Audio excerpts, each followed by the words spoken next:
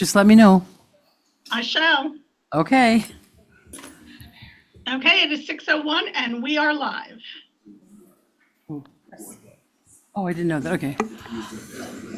Good evening, everyone, and welcome to the regular City Commission meeting of Tuesday, March 5th, 2024.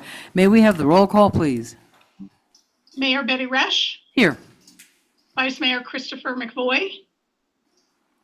He's on Zoom because he was Well, stuck in the Everglades. Is he? Vice Wait. Mayor, he's here. He's right in the middle. Okay. Okay, well, All he's right. not speaking, but he's here. Commissioner Sarah Maliga, Present. Commissioner Kim Stokes, Here. Commissioner Reynaldo Diaz. Here. Thank you very much. Are there, invocation or moment of silence by Commissioner Diaz.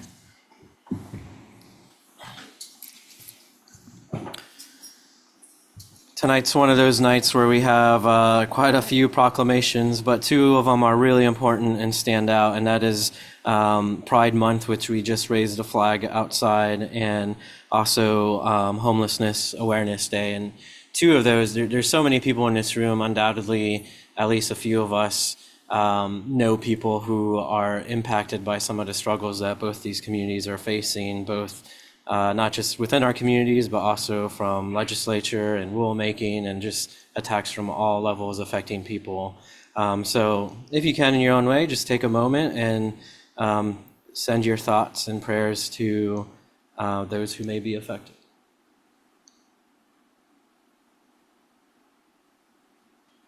Amen. Amen.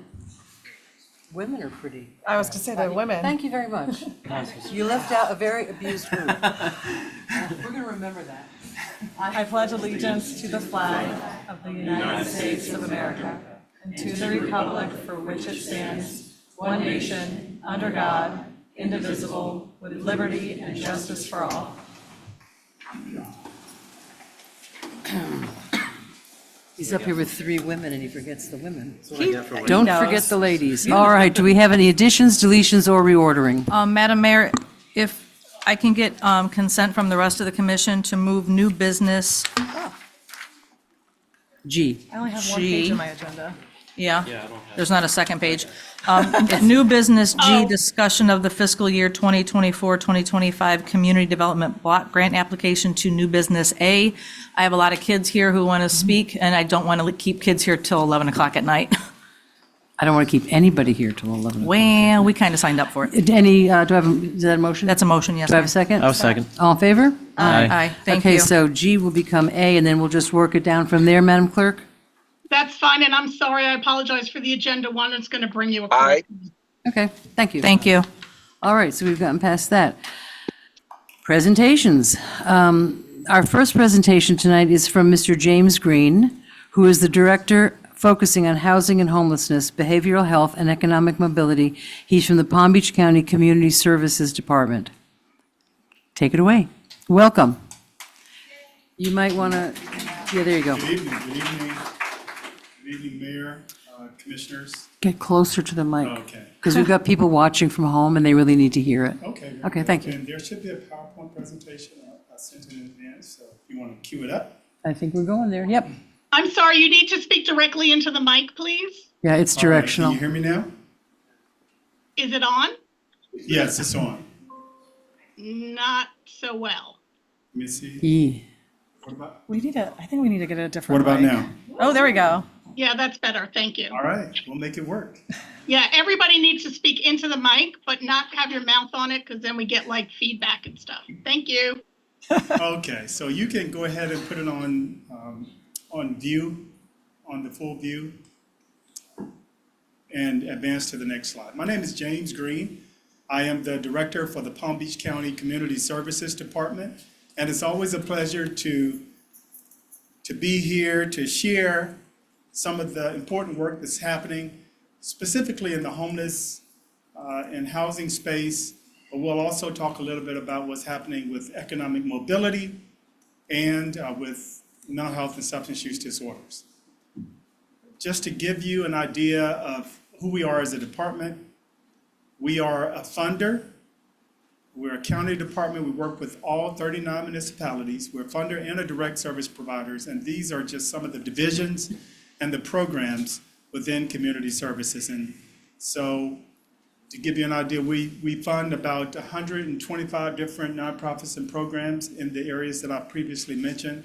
And so we're going to go through some of those things here today. Many of you are aware of our Mid-County Senior Center that is located in the Lake Worth Beach area. That's one of 3 centers that we have strategically located throughout Palm Beach County. And it's really a place where individuals who want to get out of the house, seniors, and interact and have nutritious meals, they can come there.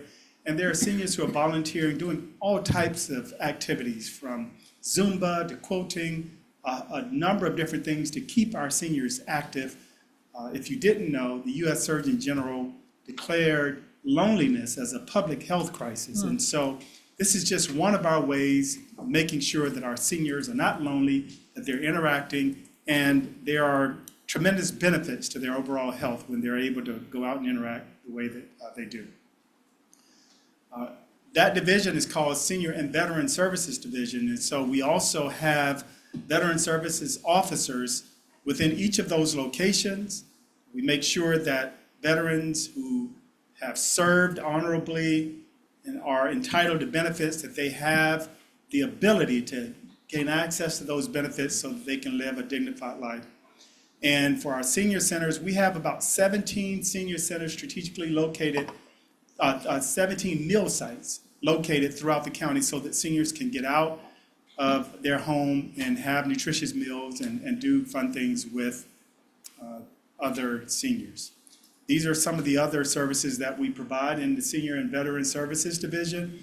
We'll go into the home, we make sure that we take care of seniors who are homebound, and we also have meals that go into the home, and we do a lot of case management and a lot of services to help them with electric and utility assistance, things of that nature. For our behavioral health and SUD and HIV services, you'll see we have a number of things that are happening here in the Lake Worth area. Specifically, we just opened a recovery center called the Hub in Lake Worth, and so we're investing heavily to make sure that individuals who go out of treatment facilities, when they're out of treatment, that they can come to these hubs and get navigated for various types of supports, whether that's employment or housing or different things that they need in order to be successful in recovery. And also in this area, we invest in the Addiction Stabilization Center. That's not in Lake Worth, but a lot of residents of Lake Worth are taking advantage of that stabilization center. That is in JFK, the emergency room. It's an addiction and stabilization unit. We do a lot of care coordination within our recovery centers, especially the Hub is very active, and we also have a leadership academy. For our HIV services, we fund a number of programs that provide services, Compass being one of them, and I see our partners, Julie and Compass in the back. And so we also fund a number of other programs to make sure that individuals who are living with HIV, that they have access to the medication, to treatment, because we know that if they're virally suppressed, that we can stop the spread of HIV in Palm Beach County and throughout the United States. And so a number of services that are specifically designed to make sure that people are in treatment, that they remain in treatment and become virally suppressed. And then we also help sponsor the syringe access program, the needle exchange program, and I'm sure you've seen that mobile unit out. So they're required to work with the county government in order to administer that. And we were the first in the state to have a needle exchange program. Here's a picture of the ribbon cutting of the Recovery Community Center, the Hub in Lake Worth, right there off of Lucerne Avenue, is not far from here. And again, if you haven't visited that center, I encourage you to go by and to see some of the activities that are happening there. And this is a picture of the syringe exchange program. We work in partnership with Rebel Recovery to administer that program. Now, we know that homelessness is a big issue here, not just in Lake Worth, but throughout the county. And so what I want to do is just give you a quick overview of some of the services we're providing to prevent homelessness, and then to make sure that individuals move from homelessness into permanent housing. So we, since the pandemic, we've provided probably close to $160 million to keep people from being evicted here in Palm Beach County. And we've helped over 20,000 households to remain in their homes, especially during the pandemic. We'll continue to provide rental assistance and utility assistance to make sure that our seniors and our vulnerable populations, that they have a safety net and won't go on a downward spiral, especially if they have a fixed income. And that's the prevention end. We have to stop homelessness from happening. But in terms of homelessness, we just opened a brand new housing resource center in the Lake Worth Beach area. It is a 74-bed facility, 60 beds, and then 14 transition beds for law enforcement. That our homeless services are overseen by a homeless advisory board that's made up of a lot of different disciplines, from law enforcement to mental health professionals to DCF to the business community, the school district. I see one of our homeless advisory board members here, Erica Whitfield, that helps to coordinate. You know that we have probably close to 4,000 or 5,000 homeless students within our school district. And when we look at the map of where our homeless students are, the Lake Worth area is one of those dense areas where homelessness is very prevalent. But we have now 5 shelters, including Program Reach, 2 out in the Glades. We have the Lewis Center, a Housing Resource Center, and then Program Reach. So the idea is to make sure that individuals, they can stay there for up to 90 days, and then we'll move them to permanent housing. And what we do is we partner with a lot of our property owners. So if there's a property owner out there who is willing to work with the county, we can provide subsidies when people move out of the shelters to help them to stabilize for up to a year, and full subsidies for people who are really critically and chronically homeless. But we want to make sure that they move into permanent housing. We'll wrap those supports around them to make sure that they're successful. And that's really important. And then as far as just the economic mobility piece. So we do quite a bit to make sure that families who are living in poverty, that they are lifted out of poverty. And we do that by providing support services, but also opening doors for them to get things like internships, jobs, employment skill training, things of that nature. And so a lot of that is happening here in the Lake Worth Beach area as well. Right there in the Osborne Center, we partner with the city to administer our community action program in the Osborne Center, and some of those services are being provided there. There's a nice picture of Osborne, yeah, and it's a very great partnership that we appreciate and with the city of Lake Worth Beach. So thank you guys for that.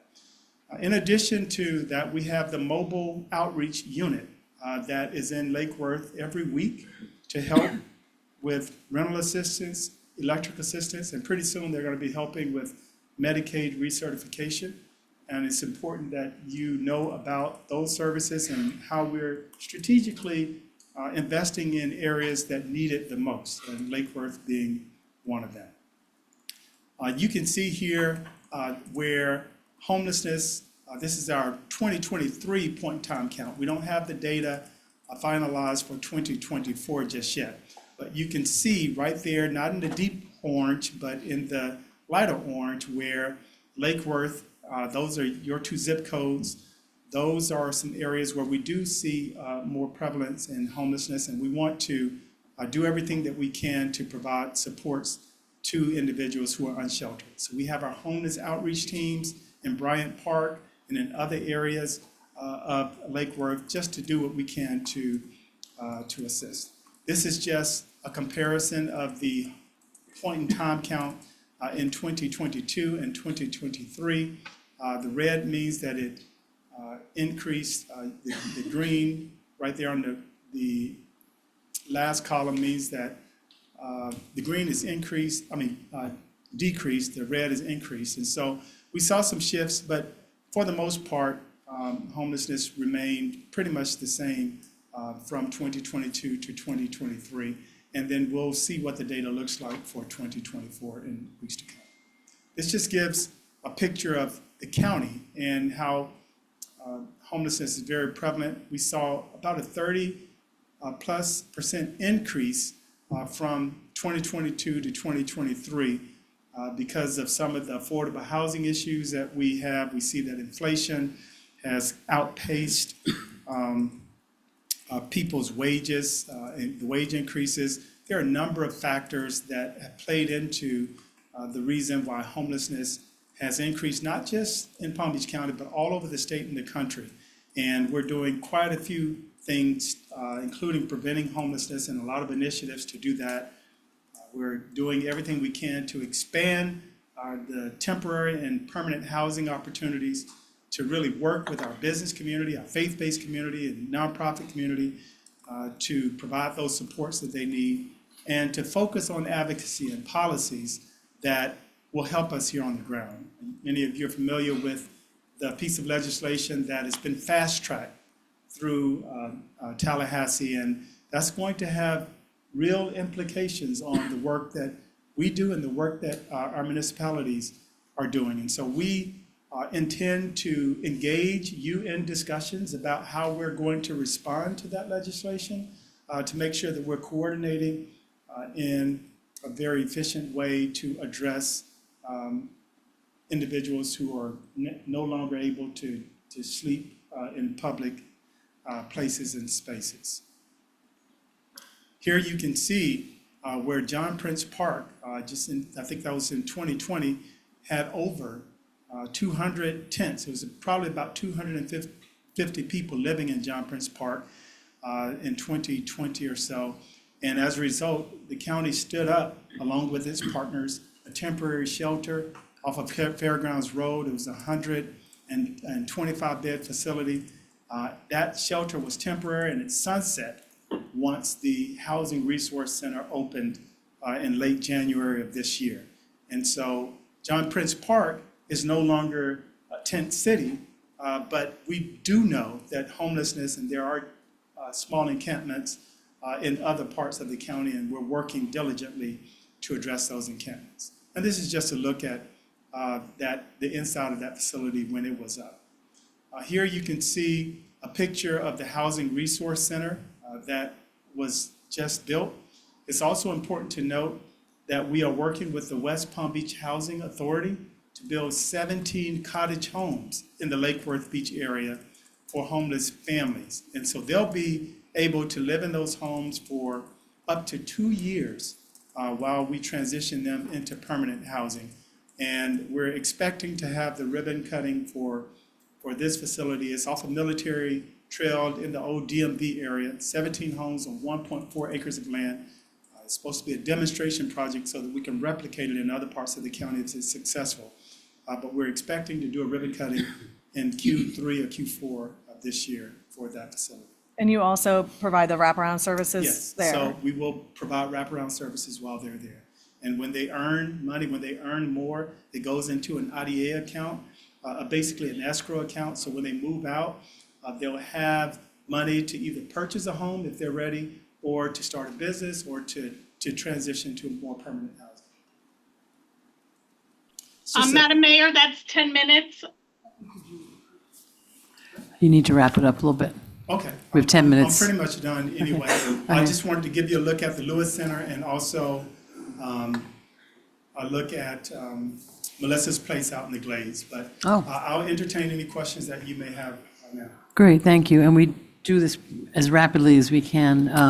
Commissioner Malega? I just want to say that one of the things that I've been working on the last couple of weeks is, especially in my district, I have a surplus of lots that are not maintained by the county and the city. We're bad players as well. And I've sent a couple emails in regards to one of those lots themselves being donated to one of our community partners, be it Habitat, Community Land Trust, or somebody to turn it into affordable housing. I would like to reach out to you in the next week and try to connect you into that conversation.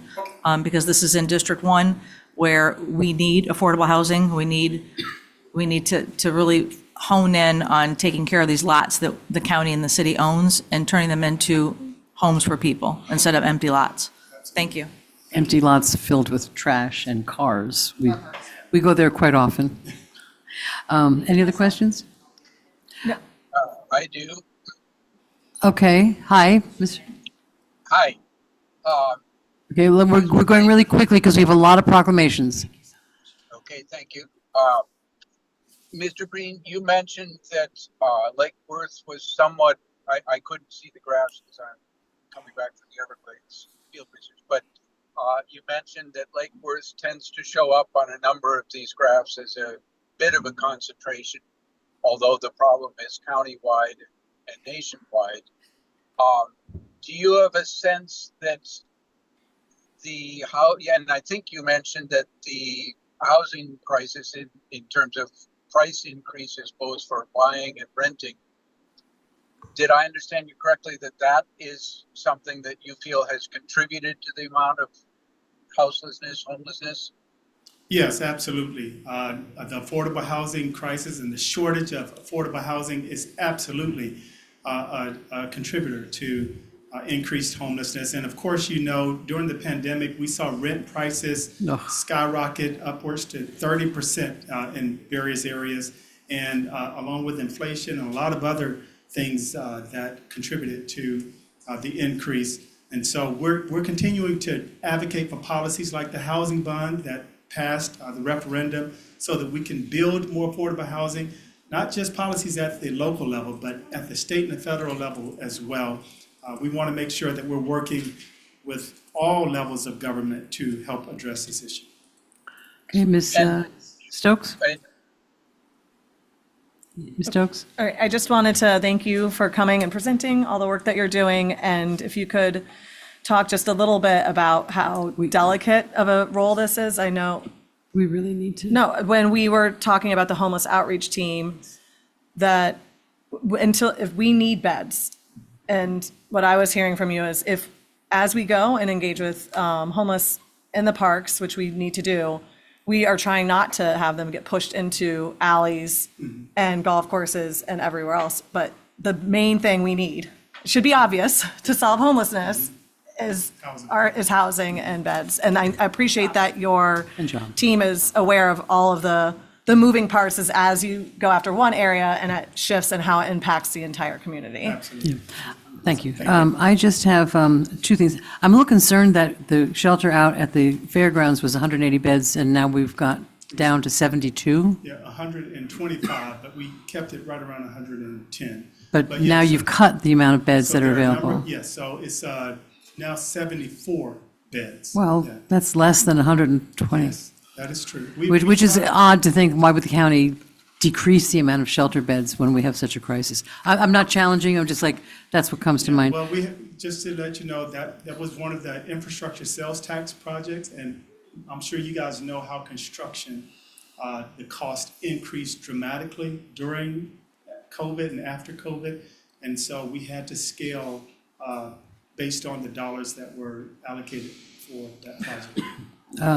Okay, and then you might want to be glad to know that we have on deck a senior affordable housing project here. 80 units have been financed, or the finance has been approved, and it's going to be a total of 180 units at the end down on South Dixie Highway. Senior affordable, pet-friendly housing with staff and everything else. So that's something like a light on the end, at the end of the tunnel, so. Absolutely, I'd love to connect with you on that. to Sure. Make sure that we're working Be great. together. Thank you. Mr. Diaz?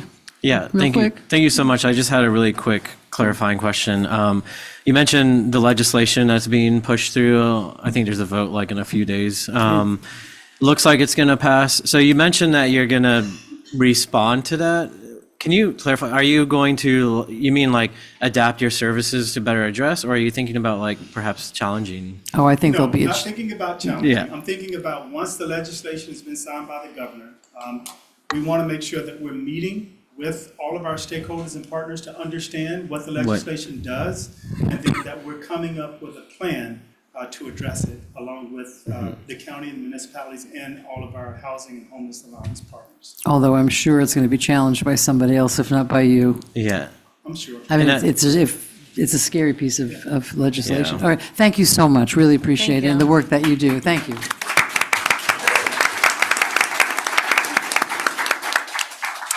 Next up, this is like a lot of talking tonight. Next up, we have our own Erica Whitfield coming up regarding the landscaping projects. I'm going to turn this over to Commissioner Stokes. And then I'll turn it over to School Board Member Whitfield. Thank you so much for coming to present the partnership between the city and the school board and these projects. And then when you're done, we have some certificates of appreciation that we can hand out for the people who have made it here tonight. Okay, great. Yep. Thank you so much. Thank you, Mayor and Commissioners, for having me here today. Really, I'm just coming, my name is Erica Whitfield. I'm your school board member for the last 9 years. Love this place. And I wanted to come here today. I brought two really important people with me. Two couldn't come, but I want to point them out. We have Valerie Haynes, who is our Central Region Superintendent in the back. Thank you, Valerie, for coming. And then our North Grade Principal, Nicole Patterson, is sitting right there.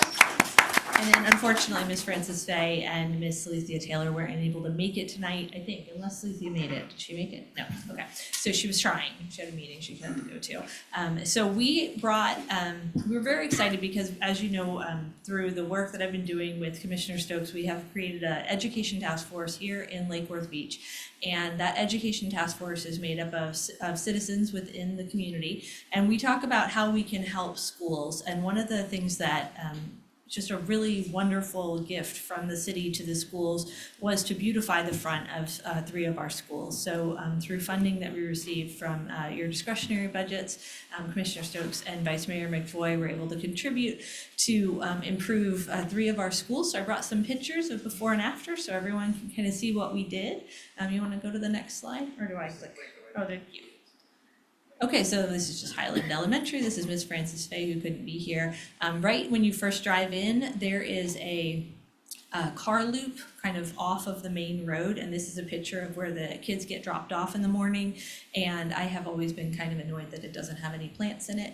And so we had a planting day back in December, and here's a picture of everyone that came out to work that day. There was also some cleaning on the inside being done and some painting, and since then there's been another beautification day with even more painting that was done with the help of Comcast. So we were very glad to have that. We see some of the plants going in. We had an organization, one of the moms, actually, is she here? Yeah. Drea. I thought, yes, Yep. I saw you. Drea Hernandez is here, and so thank you so much for being here with your son. We really appreciate you being here as well. Groundworks Landscaping came and donated all of this mulch that you see here, which is so nice, and a bunch of plants, which I don't actually have pictures of, but really wonderful. And so that's some of the plants we were put in. Amelia Smarty Plants, our local business, took some of the funds and put in plants, but then gave us extra funds to put in more plants. And so they added all of these in just to really make it look so cared for and show the children of Highland how much we love them, and just make it so that they have a beautiful place to come to when they show up to school in the morning. Then we went and did the same basic project at Lake Worth Middle School. You can see the before right by the marquee, really didn't have much going on in it. And then we actually were able, from the NAPC, they donated to help the project as well. So our local neighborhood association president's council, and you can see some of the work that happened on our volunteer day, where we laid mulch in the whole courtyard, and it really cleaned it up, brightened it up. It was so beautiful. And then Miss Taylor actually was the one who put that little bit together, the before and after. And then this is some photos of the front. So you can see now where the marquee stands, there are some beautiful plants. And again, just makes it look cared for. And when children show up, they see that their community cares for them. And then our last one is our North Grade K-8 school, Miss Nicole Patterson, who's here. And this is the before. I actually could not find any more before pictures, so I apologize. The only before picture that I could find. But there's a marquee there just on the left.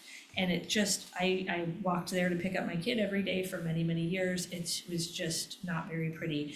And you can see the after, we've added a lot of plants to the area and a bunch of mulch. Again, Amelia Smarty Plants came in and added additional plants for us at all these projects, put in a lot of work. Paul Harding actually did a lot of the work, just as a volunteer, just came in there and helped. And then I have to thank our facilities department because I harassed them nonstop about irrigation and they came out and really fixed a lot of the issues that we had and made it happen. So here's the people that I think we need to thank. First of all, City of Lake Worth Beach, thank you so much for contributing funds to make this happen so we can have some beautiful plants. Amelia's Smarty Plants, Marta Edwards and Paul Harding, and then Groundworks, Drea Hernandez is here with us today. And so just a huge thank you to them and thank you to the NAPC for all the contributions that they gave and actually are still giving, which is so nice. Anybody have any questions? No, but we have I some. do.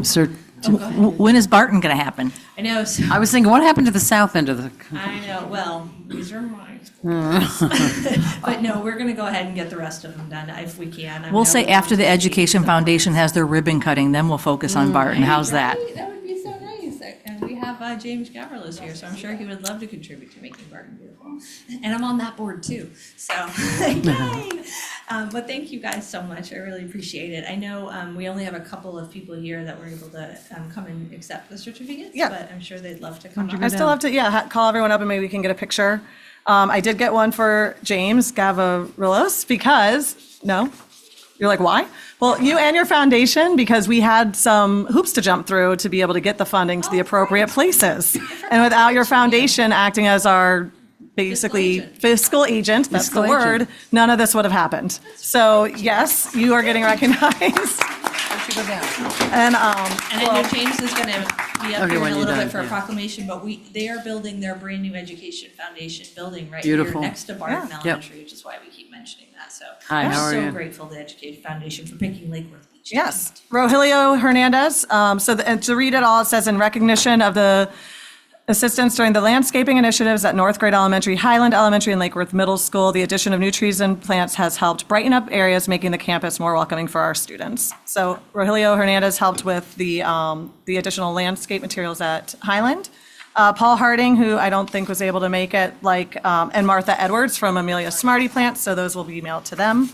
Our entire education task force for helping volunteer and get a lot of this going. So Melissa Landis is South grade. I don't see her here. Lindy White is Lake Worth Middle. She was the one that secured the additional funding from NAPC as well. Jay Silpe is here from Lake Worth Community High School. Erica Whitfield gets one because you really helped make this all happen. Our District 4 school board member, Ellen Ashford from North Grade Elementary. I don't think she could make it. Alan Nosworthy from Barton. I do have one for Nicole Patterson for allowing us to come on campus and get this worked and help coordinating that effort from North Grade. And one for Frances Fry and Sleetha Taylor as well from Highland and Lake Worth Middle, and Andrea Hernandez as well, which we really went above and beyond helping everything happen at Highland. And so thank you.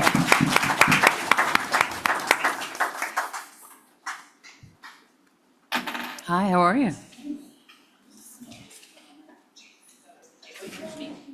Yes, good evening. While those beautiful certificates are being distributed, I just want to thank our City of Lake Worth Beach Ed Foundation for always being a partner and our community partners for making this happen.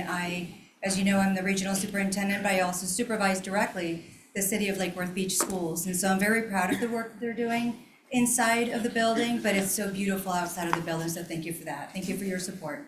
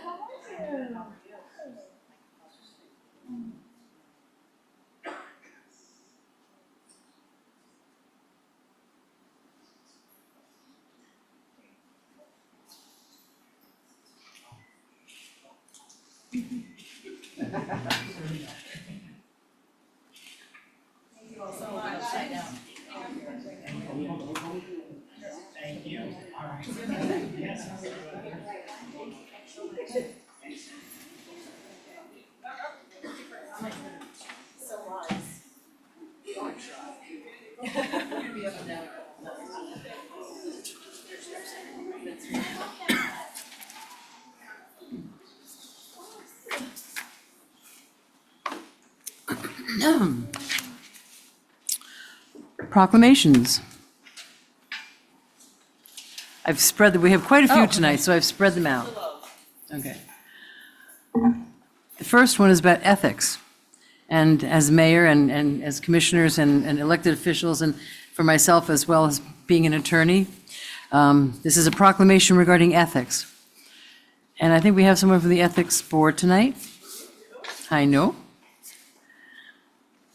Whereas, ethics is a set of values that consistently guides our behavior and as applied to government is essential to the proper conduct and operation of the government. And whereas, ethical values guide public officials to be independent and impartial so that their actions can easily be seen to encompass ethical behaviors consistent with established standards of conduct as they provide important governmental services. And whereas, Palm Beach County was identified as a leader in ethics reform and received a national award for its focus on the importance of ethics and has implemented the Palm Beach County Code of Ethics through the continued partnership and support of all municipalities that have adopted it countywide through referendum. And whereas, on December 7th, 2010, the City of Lake Worth Beach adopted the Palm Beach County Code of Ethics and Commission on Ethics ordinances by referendum.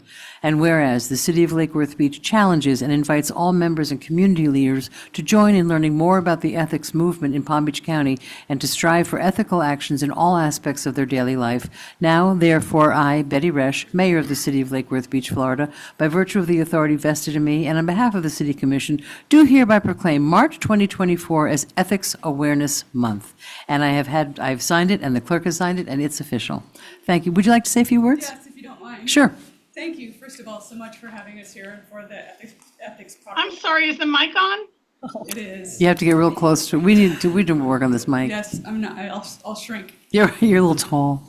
Thank you for having me and recognizing the importance of ethics. I think that. Why don't you introduce yourself? Oh, thank so you. we know who Yes, you are. Sorry, Rhonda Geiger with the Palm Beach County Commission on Ethics. We really do appreciate it. And I think this goes a long way in reminding everybody the importance of local government. I think we focus so much frequently on federal government, but really what keeps the ball rolling everywhere is local government. And we do know statistically that if people lose faith in their local government, they stop participating. Right. And society feels like they're not being heard and they're not being represented. So when they stop participating, there's no accountability. And really that's what we want. We want openness and transparency and honesty in our officials. And we want to be the agency. We want to be proactive. And I say that every time I come here and talk to you all. We want to be proactive. We want to be there to answer your questions, to give you trainings, to make sure that we step in before things are on the other side. But if it does go to the other side, we're going to take a look at that too. So we're here for everybody. We're here for the public. We don't necessarily have authority over the public, but we're also here to answer their questions. We're here for you all, and thank you again for having us. We do Thank you for appreciate it. coming, and thank you. I know Rodney Romano is a member of the Board of Ethics. Is ask first, act later. And so we do like to remind everybody to do that. And we are here. We will answer questions at all times. Yeah. Our former mayor, Yes. Rodney Yes. Romano, is a member, as appointed member of the board, so Yeah. we're very proud of that. So, well, thank you so much. Does everyone want to come? We should just do this from the well, but.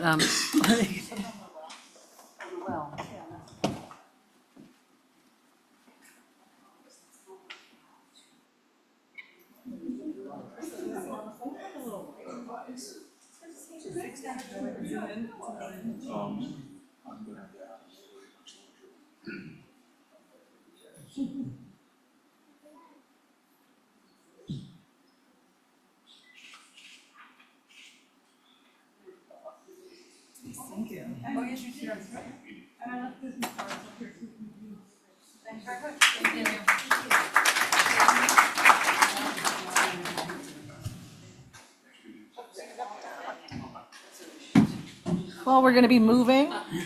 We're moving in honor of the next proclamation. Got to get up and move over and over. Our next proclamation will be read by Mr. Diaz. All right. Bicycles. Whereas the City of Lake Worth Beach residents and visitors engage in bicycling as a viable and environmentally sound form of transportation, and an excellent form of physical activity and recreation. And whereas the state of Florida designates March as Bicycle Month and Palm Beach County will recognize it locally. And whereas Florida Bicycle Month features a number of fitness opportunities and events for riders of all ages to enjoy throughout the month at various parks and locations throughout Palm Beach County. And whereas the recognition of Florida Bicycle Month will raise awareness of bicycling and ultimately promote physical activity and healthy lifestyles by elevating bicycling as a more widely accepted choice of transportation. And whereas the recognition of Florida Bicycle Month will raise awareness of bicycling and ultimately promote physical activity and healthy lifestyles by elevating bicycling as a more widely accepted choice of transportation. And whereas Palm Beach County has an ever-expanding designated or enhanced bicycle lane network with over 250 miles of existing and 745 miles of planned facilities to create a safe, connected system of bicycle infrastructure. Now, therefore, she, Betty Resch, Mayor of City of Lake Worth Beach, Florida, by virtue of the authority vested in her and on behalf of the City Commission, do hereby proclaim March 2024 as Florida Bicycle Month. And No. as let me do my computer, of course. So a lot of things are happening with Bicycle Month all throughout the county in partnership with the Palm Beach TPA, which of course I'm on the governing board of. And the thing that we're contributing in partnership with our CRA and other groups like Safe Kids on March 13th, 2:45 to 3:45. That's the time for some reason, and it's strictly an hour. At Hatch is a great program where, we're encouraging kids to show up and giving away things like bicycle helmets, making sure that they fit properly, because that's really crucial. And also things like reflective armbands, lights for bicycles, things like that. And that'll be at Hatch. And that's really important because one of the top comments we get as commissioners up here, especially when it comes to bicycle infrastructure, is poor lighting in certain areas and poor decisions by bicycle riders wearing dark clothes at night and no lights. And so we want to really encourage good behavior. Why don't you say again when that event is? That is March 13th. It's a Wednesday, 2:45 to 3:45, and that'll be at Hatch, 1121. Great, thank you very much. Next up, we have Commissioner Malega with Let's Move Palm Beach County Month, and she is the person to do that. I think it's funny because you give this to the gym owner who hasn't seen a gym in 8 weeks, but it's Well, Let's Move Month. so Well, I'm I just sure gonna wasn't going to pretend. read it. But I know I have. Listen, you're getting your steps in now. And by the way, Let's Move, that's all about it. You're logging your hours, you're logging your minutes, but you can learn all about it. There are a couple people here from Digital Vibes, which I'm near and dear to. So if whoever's here can step forward. I know there's one or two. Introduce yourselves, and then I'll read the proclamation. And for those who don't know, I'm a big supporter of Will and Digital Vibes and all that they do in the Let's Move project. Good evening. My name is Sheikah Michelle, and I'm with Digital Vibes. You want- So I'm going to read the proclamation. The City of Lake Worth Beach takes special notice and acknowledges exceptional organizations that help residents who live, work, and play within the jurisdiction. And in 2010, Digital Vibes was founded to reach out to underserved youth in Palm Beach County by empowering them through dance, fitness, technology, and the arts. And Digital Vibes partners with the Palm Health Foundation annually to host the Let's Move Commit to Change Physical Activity Challenge, a county-wide initiative that focuses on physical activity, nutrition, and healthy behaviors. And Digital Vibes, Inc. and Palm Health Foundation present the annual challenge, which takes place annually from March 1st to the 31st, and encourages individuals within and beyond Palm Beach County to take charge of their health by participating in fun physical exercises. The Let's Move initiative was originally introduced on a national level by First Lady Michelle Obama in 2010, with the goal of decreasing childhood obesity throughout the United States due to the fact that nearly 1 in 3 children in the United States are overweight or obese. And if this problem persists, 1/3 of all children born in 2000 or later will suffer from diabetes at some point in their lives, or will face other obesity-related health problems such as heart disease, high blood pressure, asthma, and cancer. And whereas Digital Vibes and the Palm Health Foundation invite all residents to take the challenge to move, it's big letters, move, by forming teams, registering online, committing to exercise for at least 30 minutes a day throughout the month of March. You can do it, come on, you're knocking on doors. And logging their minutes on the Let's Move website. That's get your pens out, get your phones, www.letsmovepbc.org.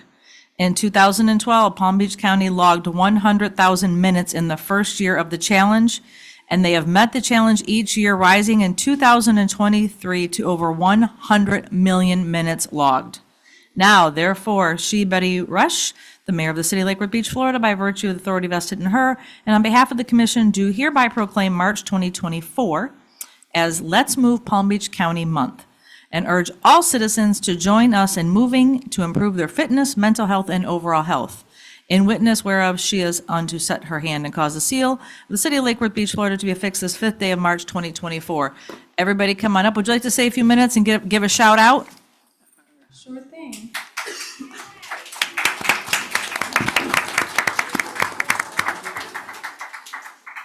So first of all, I want to say thank you to you, the city of Lake Worth Beach, Mayor and Commissioner, for this huge recognition.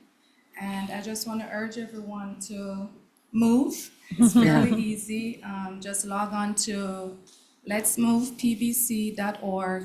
Have fun with us, log your minutes, and thank you again. Thank you. Should we just stand up front? Yep. I don't know what to count about that. Okay, coming down. You guys can turn sideways. There's the trick. Sideways.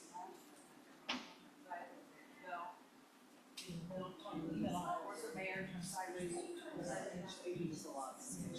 Or taller one in the back. Again. Awesome. So you guys been moving?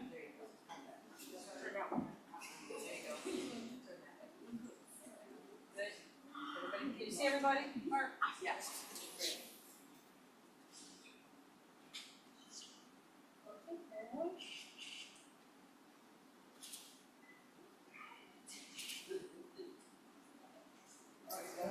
No, because it's let's move, everybody move. Thank you, guys. Y'all look out and log these minutes. But are you logging?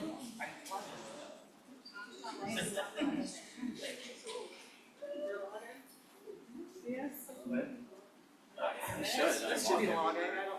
Check it. My phone does it. Walking it. 1,000. But Del Rey has like 141,000 minutes or something. Oh, you've been keeping an eye on them? Well, it's on the website. It's Oh. like by a long shot too. All right, we're going to wait a minute until everybody gets out. Has like half. How much did staff move during Street Painting Festival? Oh, my God. Did any of that count? No, not at all.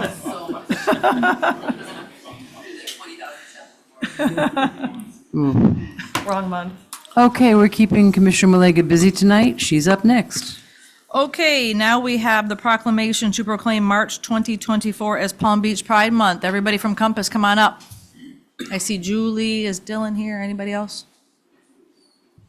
She's all alone. They said the head honcho. Partied out. And we're excited to have you To here. go home for dinner. Earlier, we had our annual Pride flag raising, so I want to say thank you to everybody who was able to attend and always support. It is Pride Fest at the end of the month, which I'll let Julie plug. When is that? Yes, so we invite everyone to show up for the Palm Beach Pride Parade, which is Sunday, March 24th. And the festival runs 2 days on Saturday, March 23rd, Sunday, March 24th. 18 and under, get in for free. It's only $10. You can get your tickets at Compass ahead of time. And I just want to say thank you so much to the mayor and the rest of the city commission for recognizing that visibility and recognition matters. Just sitting here, I'm usually logging in from home, and so sometimes I miss the presentations and all of the different proclamations, and I'm like, we got a really cool city. We do. We do. Really cool. We do. So, Cool people, cool yeah. stuff. So come out and celebrate Pride and Joy with all of us. And that's at Bryant Park. That's Okay. It's a huge City of fun. Lake Worth Beach proclamation, whereas the lesbian, gay, bisexual, and transgender community is comprised of people from all walks of life who are active participants in our community. And whereas members of the lesbian, gay, bisexual, and transgender community are engaged in endeavors of economic growth, retail, education, hospitality, community, professional, and service industries. And whereas the City of Lake Worth Beach has a proud history of striving for equal opportunity for all of its residents and employees. And in 2007, the city entered into a groundbreaking public-private partnership with Compass, the LGBTQ community center of the Palm Beaches, to provide social support and health and wellness services and a state-of-the-art community center for all residents by renovating a city-owned surplus building. And whereas people seeking to limit any rights of the lesbian, gay, bisexual, transgender, and queer community are in conflict with the city's policies of anti-discrimination ordinances. Now therefore, she, Betty Rush, the mayor of City of Lake Worth Beach, Florida, by virtue of the authority vested in her, and on behalf of the city commission, do by here proclaim March 2024 as Palm Beach Pride Month. In witness whereto she has set her hand to cause a seal on this day, March 5th, 2024. Thank you. We did the big picture. You have a lot more going on. Yeah, and one thing, the Compass does a lot of community efforts, and one of the efforts that they do is the bicycle race. How many miles is it? 165. Okay, and we have some volunteers, and I see a volunteer. I'm going to shout out to Ramsey McLeod, because Ramsey is the ultimate volunteer of life. Thank you very much for everything that you do, for everything. Thank you.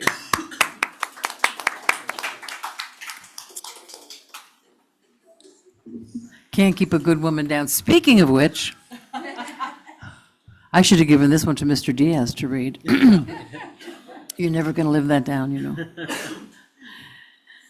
Whereas, every year, the month of March is designated as Women's History Month by presidential proclamation to honor women's contributions in American history. And throughout history, extraordinary women have made significant contributions to the growth and strength of our state and nation in countless ways. Whereas, through leadership, innovation, and ingenuity, generations of women have made significant contributions in science, medicine, technology, business, entrepreneurship, and arts and culture. And whereas, today, more women are their family's primary income earner than ever before, with women comprising half of our nation's workers, they are increasingly among the most skilled, and the growing impact of women in our workforce has bolstered our economy and strengthened our families. And whereas the National Women's History Month's theme for 2024 celebrates women who advocate for equality, diversity, and inclusion, the theme recognizes women through the country who understand that for a positive future, we need to eliminate bias and discrimination entirely from our lives and institutions.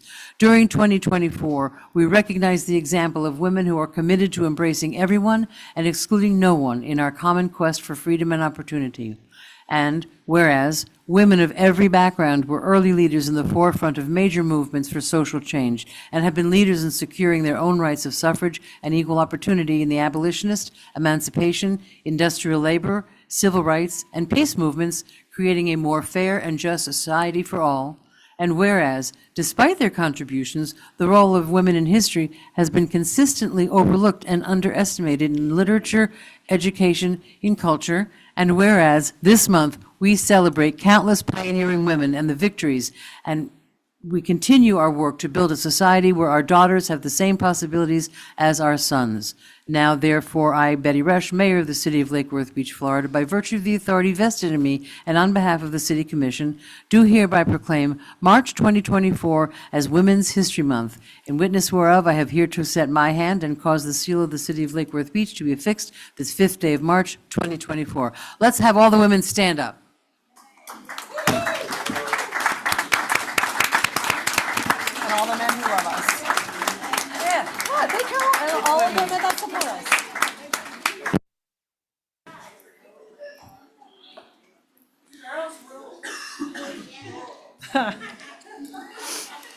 Next up, we have Commissioner Stokes. Okay.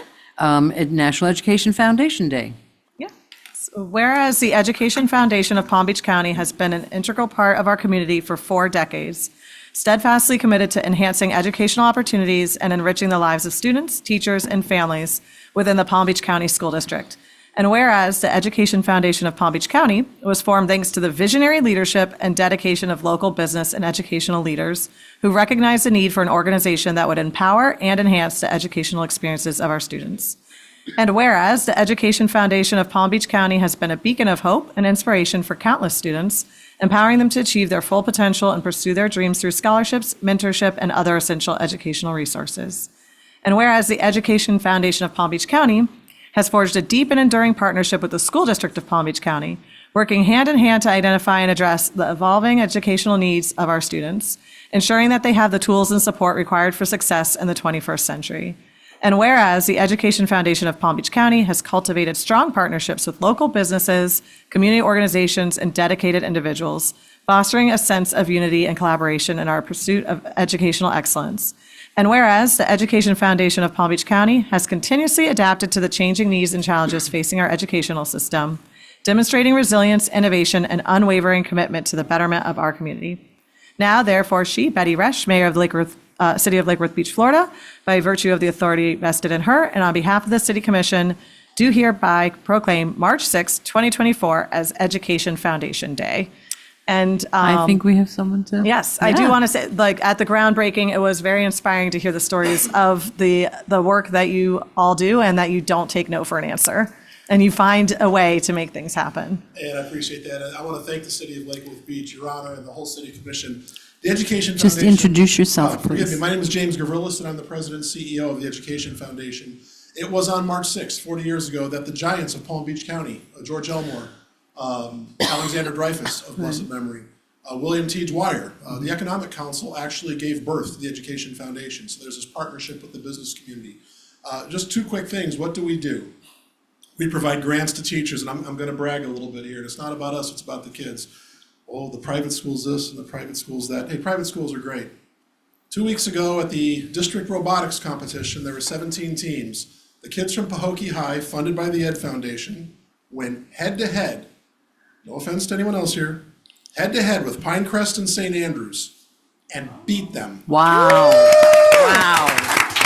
Pahokee, for the first time, advanced to the state tournament where they came in as runners-up this weekend. I love it. Of the 5 categories, 3 of the awards were given to the Pahokee robotics team. My God. So don't tell me that our public schools can't compete with the private schools. That's fabulous. On the Red Apple Supply, we started Red Apple Supplies 8 years ago. I'm very proud to say that last week we added schools 88 and 89. The 89th school being North Grade, K through 8.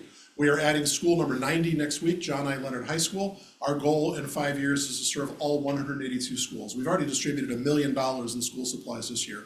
As many of you know, thanks to the good people at Song & Associates who are building us a beautiful building in Proctor Construction, our 32,000 square foot facility is under construction. Your Honor, what are you doing on Friday? How'd you like to see the walls go up?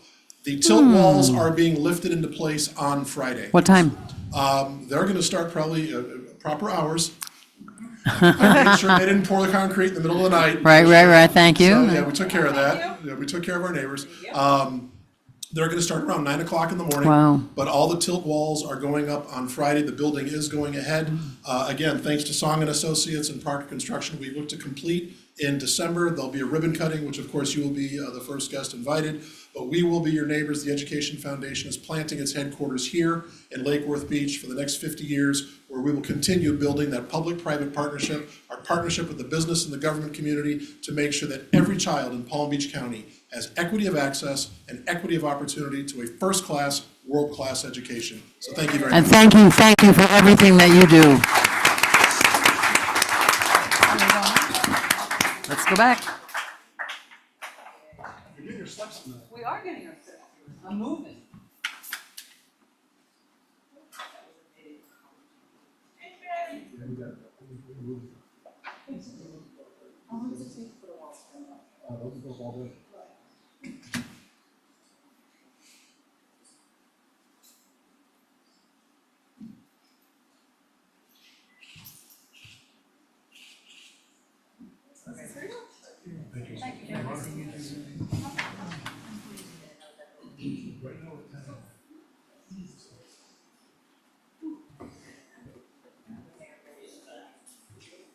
All right, one more.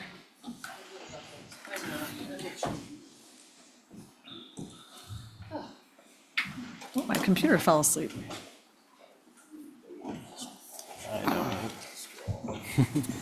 One more.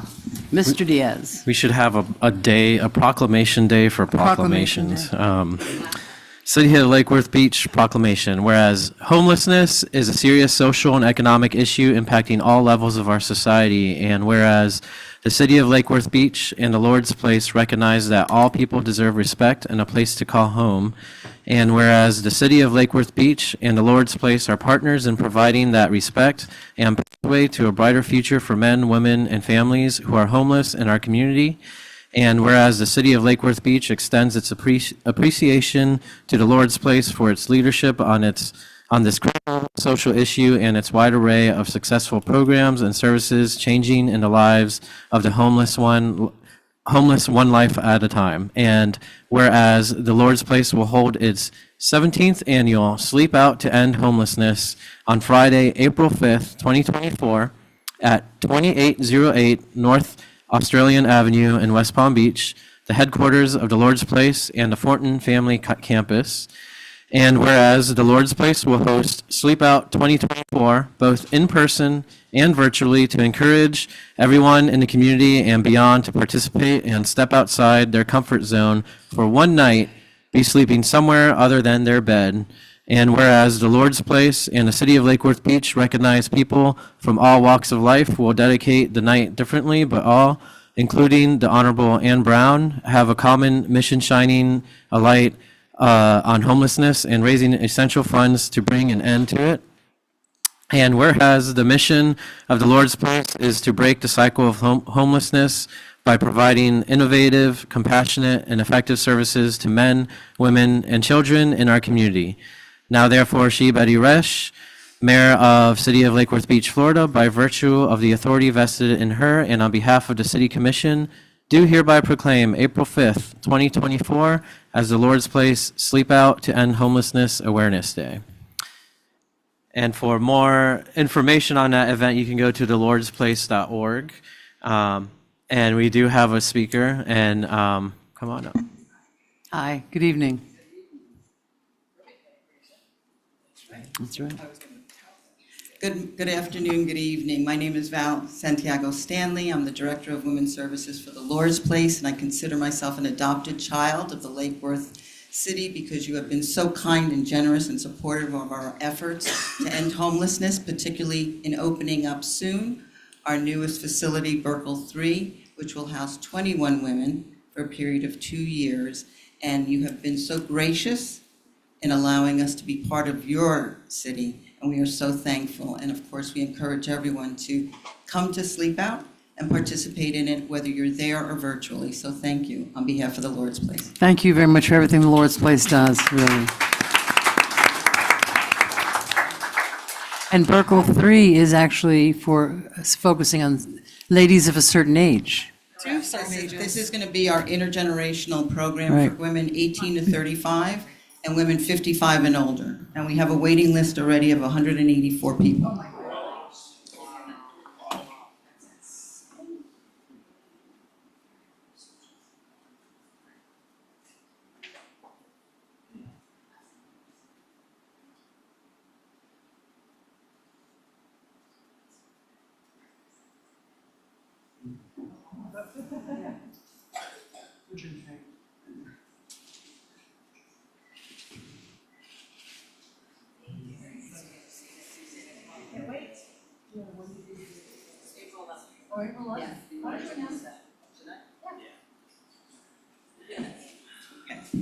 I wasn't going to announce this, but I was forced to.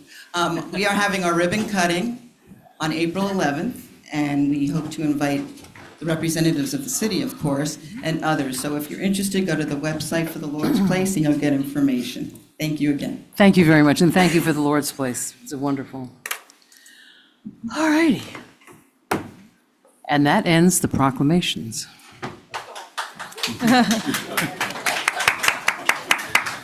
Now we're for Commission Liaison and Reports. Let's start with District 1. Given how packed the agenda is, I will skip my liaison reports.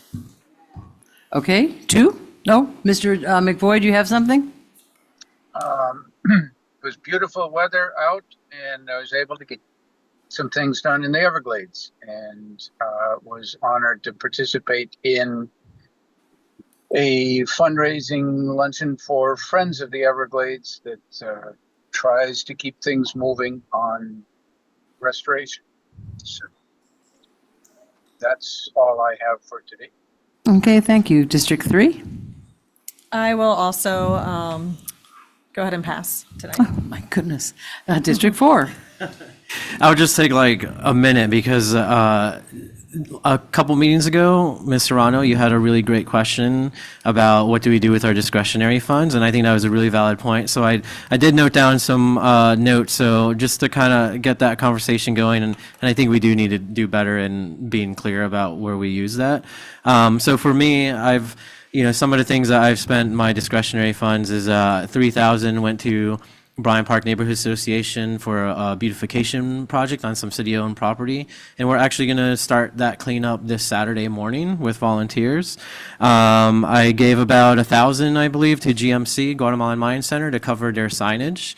I gave $1,000 to Hoops for Hope because after a great conversation with Tom, sports was sports was a big part of my life. I wasn't great at it. That's why I'm an elected official. But it's really important for kids to participate. So that was an easy one. And then probably the biggest one I've given so far is about $5,500 to the Playhouse, and that is to cover the restoration of the sign for the movie theater side, the That was great. Stanzik. And that's being constructed right now, so when that happens and goes up, we'll probably have volunteers to clean up the front, and then we're going to talk about the big marquee and what we can do for that. Obviously, a lot more expensive, but and then there's things that I do without discretionary, maybe personal funds, like giving planter boxes to schools. The next one for Earth Days, I have to build them probably this weekend. Some rain barrels, things like that. So that was a really good question, and we often just like make it really quick and do just pass the check or whatever, and you're right, we should be sharing that more often. Thank you. That's it? Yeah. Okay. The first thing I want to do is shout out to our staff, to our volunteers, to everybody that helped put on the most spectacular street painting festival, 30-year anniversary. It was amazing, and it was done under a lot of pressure, and we have got to find a way to thank our staff for what they did, because they went above and beyond, and there were those that were watching us to fail. And we just absolutely succeeded. We knocked it out of the park. They knocked it out of the park. We just got to enjoy it. Really amazing. Thank you so much. The other thing, really quick, I was asked to write a letter to the graduating class of the high school for 2024, and I just want to read it because I just think it's words that we can all live by. I want to take this opportunity to congratulate you on your graduation. What an exciting time for you. At the same time, you are no doubt experiencing some anxiety about your future. Here are some thoughts that I would like you to take with you into the next chapter of your life. Regrets. When I speak with older folks who are looking back at their lives, I have heard that people don't really regret the things that they have tried but maybe failed at. The most common regret that people have shared with me is the regret of not having tried something, not having spoken up when they had the chance. Many opportunities are missed because of fear of rejection, failure, or just the uncertainty of life. Be brave. Try things that you're not sure about. If you learn something from the experience, then you are better equipped to take the next step. Give yourself time. Not everyone works at the same speed in life. You may have no idea what you want to do, what work you want to pursue. That's okay. You have a long life ahead of you to figure things out. I didn't go to law school till I was 35 years old, much older than most law students. It was a challenge and hard work, and taking the bar exam was frightening, but I did it, and now many years later, I look at my 35-year-old self and feel very proud that I was able to conquer the fears that almost prevented me from going. Be kind to yourself and others. Even when life is hard and seems unfair, kindness will always be the right path to take. You don't know what someone else is going through, so even if it's hard to do, be kind. Treat yourself well. You are the only person that you have to count on. Be honest. All you have in life is your reputation for being true to your word. It may be scary to admit a mistake, but not being trusted will follow you. Be known for being the honest person, the one who does not cheat, the one who treats people fairly. This will always serve you well. Never lose your sense of humor. A sense of humor will carry you far in life. Try not to take things personally. In the words of the late, great Jimmy Buffett, breathe in, breathe out, move on. Life is a journey and an adventure. Try to enjoy the simple things in life. You go with my best wishes for a good life, one you can look back on and be proud. Enjoy.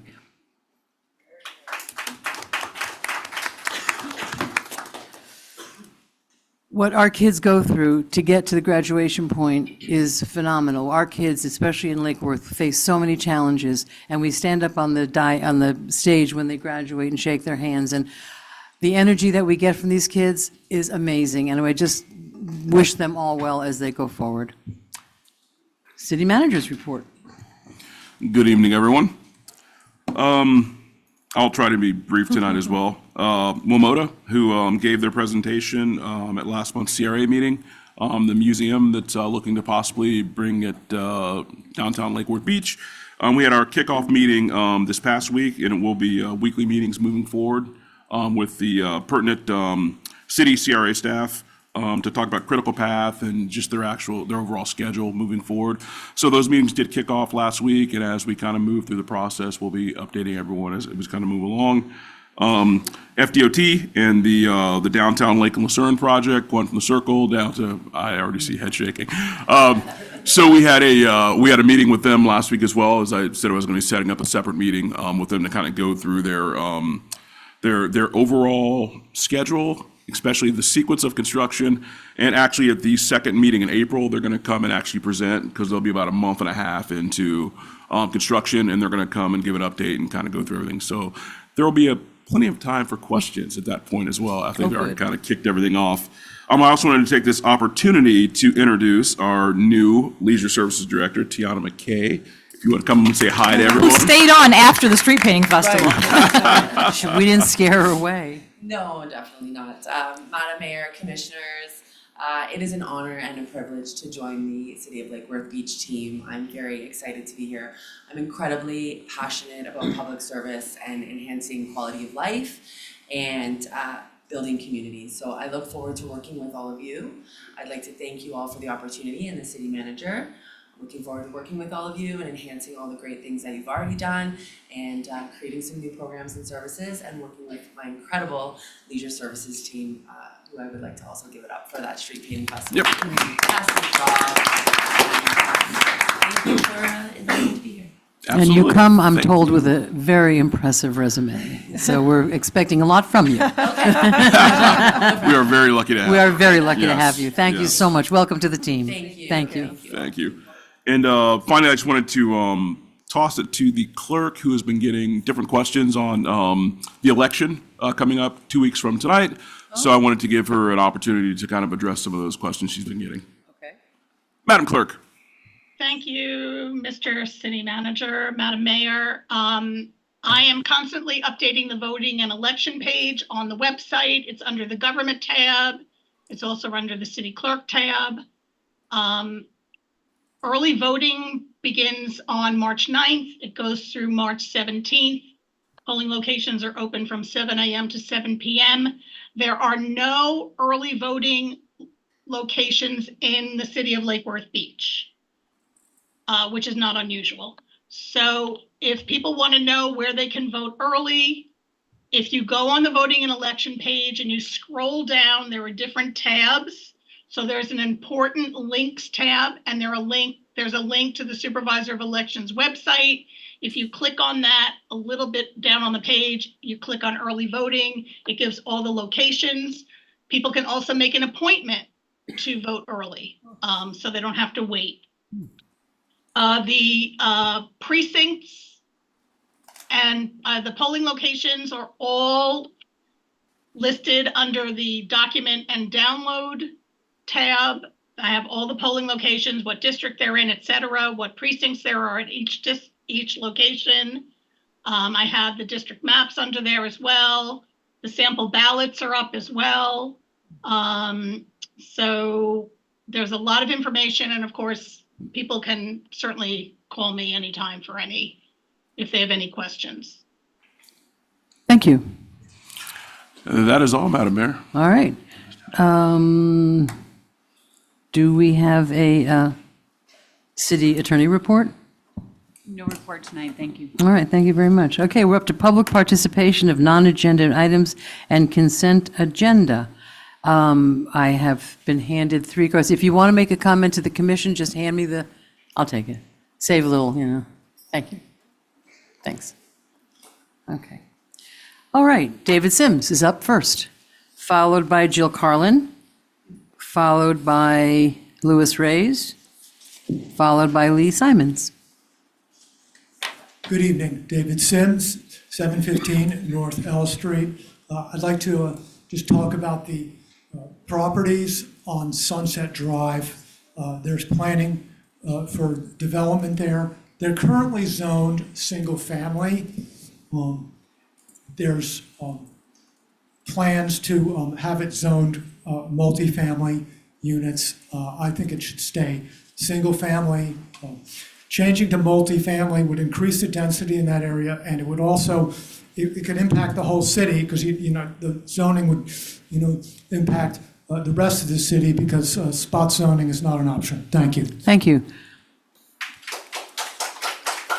Ms. Carlin, and be on notice that I think all of us are very aware of this situation and have spoken with the people. Ms. Carlin? Hi. Thank you, Jill Carlin, 2381 Sunset Avenue. Sunset Avenue is on the other side of Sunset Drive. And I became aware, I'm a new resident there, relatively new resident over there. And I was under the impression that the zoning was already in place, and I was impressed with the development plan. The development plan is really great, not for that piece of property. There is only one egress, one entrance, and it's a small, single-family residential neighborhood. I've even spoken with the developer about it. He's a friend of mine, and he's amenable to something different. So this property, as you all know, is quite complicated. And it's important to note, because if you look at the aerial map of the particular property in question, what it shows is it shows some medium density property nearby, and that is Murray Hills. Murray Hills is adamant about it remaining not zoned for anything more than single family. At the moment, it's actually not zoned. And it was originally zoned agricultural. There was a farm there. There are 3 farmhouses that remain there. Those farmhouses are in a state of decrepitness. However, mango growers tell me that the Ridge is the best place in Palm Beach County for growing mangoes, which at the moment, the mangoes that they can grow sell for $5 a pound, which is $5 a mango, each mango tree yielding thousands and thousands of mangoes. There are other possibilities for this property. Single-family residential is probably the most density that any of the neighbors would tolerate and would be acceptable. The townhouse idea that Chris Raley is presenting is so wonderful, and I recommend it for any other place in the city. It should be along the Dixie Corridor. It could be at any other 5-acre parcel. The problem, in addition to rendering this zoning, allowing this zoning, is that the way it's worded, it would affect the entire city. So is it not incumbent upon all of us to notify everybody in the city about this change in zoning if it were to be enacted? Is it not incumbent for us in other neighborhoods to know about it, that it would affect our neighborhood or other neighborhoods as well? I think so. So I think it's important that you really review this carefully, and I know you all have. I know that you have. And it's important also historically that we keep, there's something so great that we've all talked about tonight about Lake Worth and all of its unique characteristics. We do not have, if you look at this from an aerial perspective, we have nothing that looks like this plot of land. Thank you, that's time. Thank you, Melissa. Thank you all. Nice to see you. Thank you, Jill. Louis Reyes? Louis? Yes, good evening. I apologize to everybody. If you guys allow me to just read this. Please speak into the Is your microphone. name and address first? My name is Louis Reyes, 116 North F Street. I am now homeless. I just want to take the time to say thank you for the gathering of the people who take interest into this community, and also want to address the resources of the Commonwealth that has gone to high tech, automated lines, and also the income for the stability of the payroll of those that are up on here. Unfortunately, it's gone to deaf ears and tied up hands due to conflict of interest. See that the high prices on price gouging, on natural resources, habitat, and basic necessities have driven the people out of our community, as myself have been pushed out of the land that my fathers and ancestors have brought up. Yet it's not that we can't afford it economically or financially, but emotionally, physically, and mentally, due to the fact that the representatives, agencies have no interest in the people's needs, for it's only business as usual. Another election's coming up that calls for the people's representation, but yet there's nobody representing the people. It was said taxation without representation is theft of the Commonwealth, of the people. Yet the people are left to fend for themselves with no balance of avocation against the corporations that have parasited off of the people's needs, such as food, shelter, health, and education. See that the departments of children and family, departments of housing, and other departments and resources are not equipped to provide sources for the people's need. I try to call an attention to the members of Congress, to the school board, also to the Palm Beach Community Housing, and also other agencies to see what we could do to assist my family in these matters. It's all gone to deaf ears. Right now we're homeless. Everything's automated. These agencies that were left to assist the people are no longer accessible for anybody to reach anymore. I just want to bring this up again due to the agencies that were left to provide for the assistance no longer provide for the assistance of the people due to discrimination of financial standards. We the people are left with no representation and no advocacy. I just want to leave it at that. May I share Yes, ma'am. a little bit?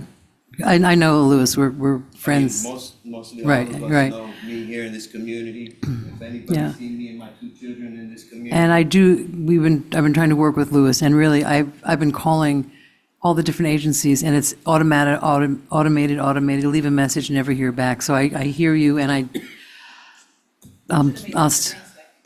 what?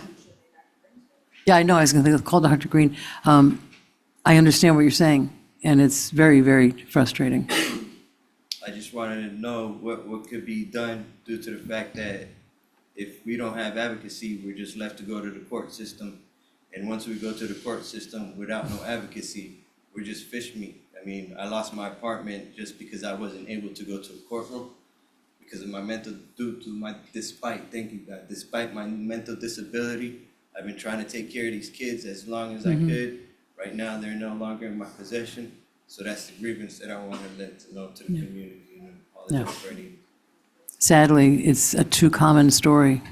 Thank you, good to see you, Louis. Thank you. Lee Simons?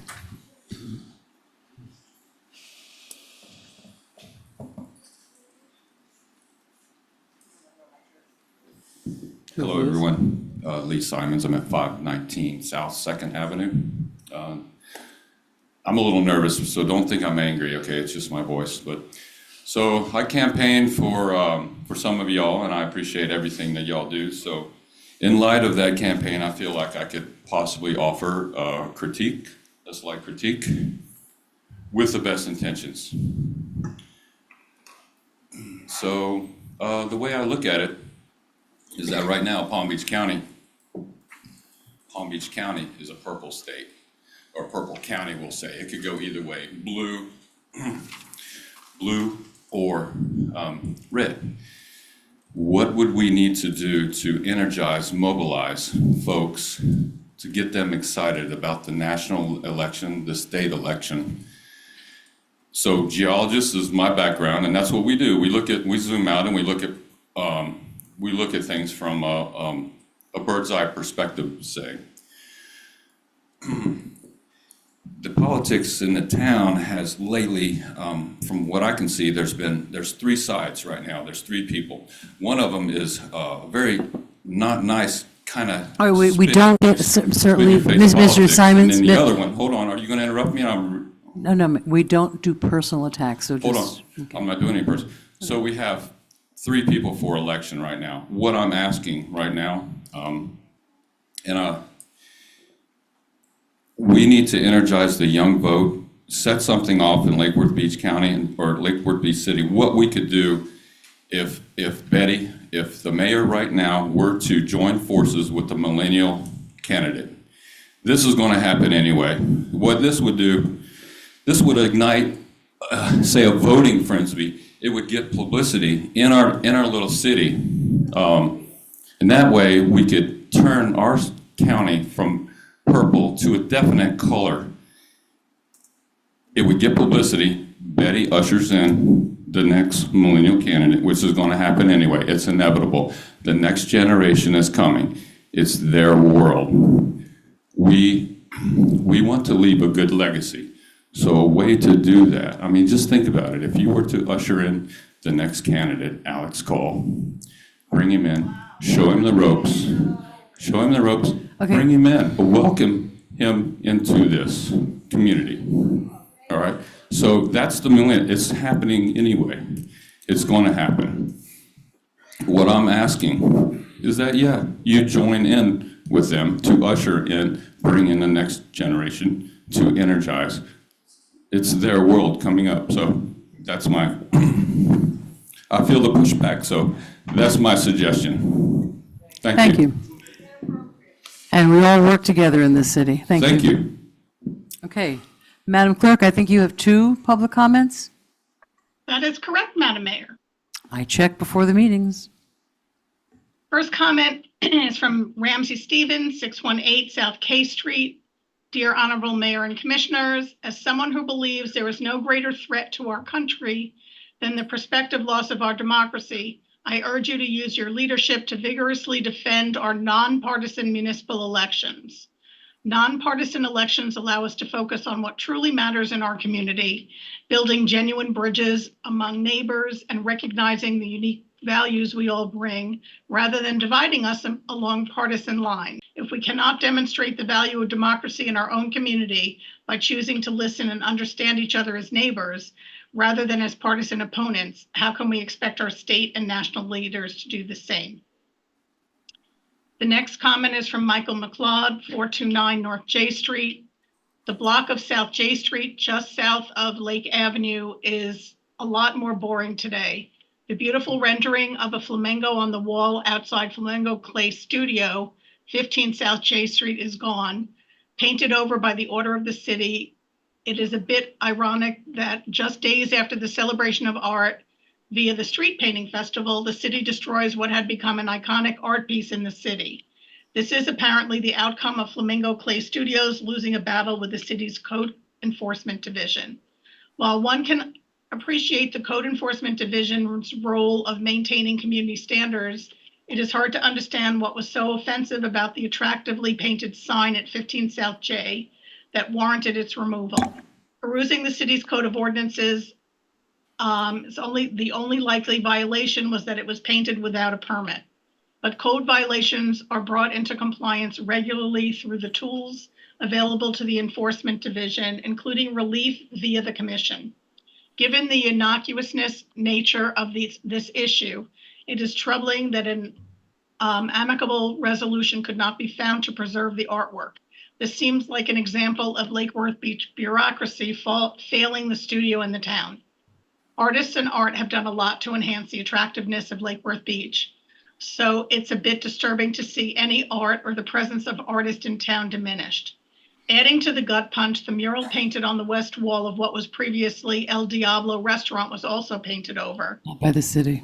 Whatever the reason, losing 2 visually impactful works of art within days from the downtown streetscape is detractive. It raises questions about the full commitment of all levels of city's government to preserve the unique character of Lake Worth Beach. This is a plea that the city please preserve that which makes Lake Worth Beach special, even while it pursues development that grows the city. These are not mutually exclusive principles. Madam Mayor, that's the last comment I have actually for this evening. Thank you very much. Oh, okay, thank you very much.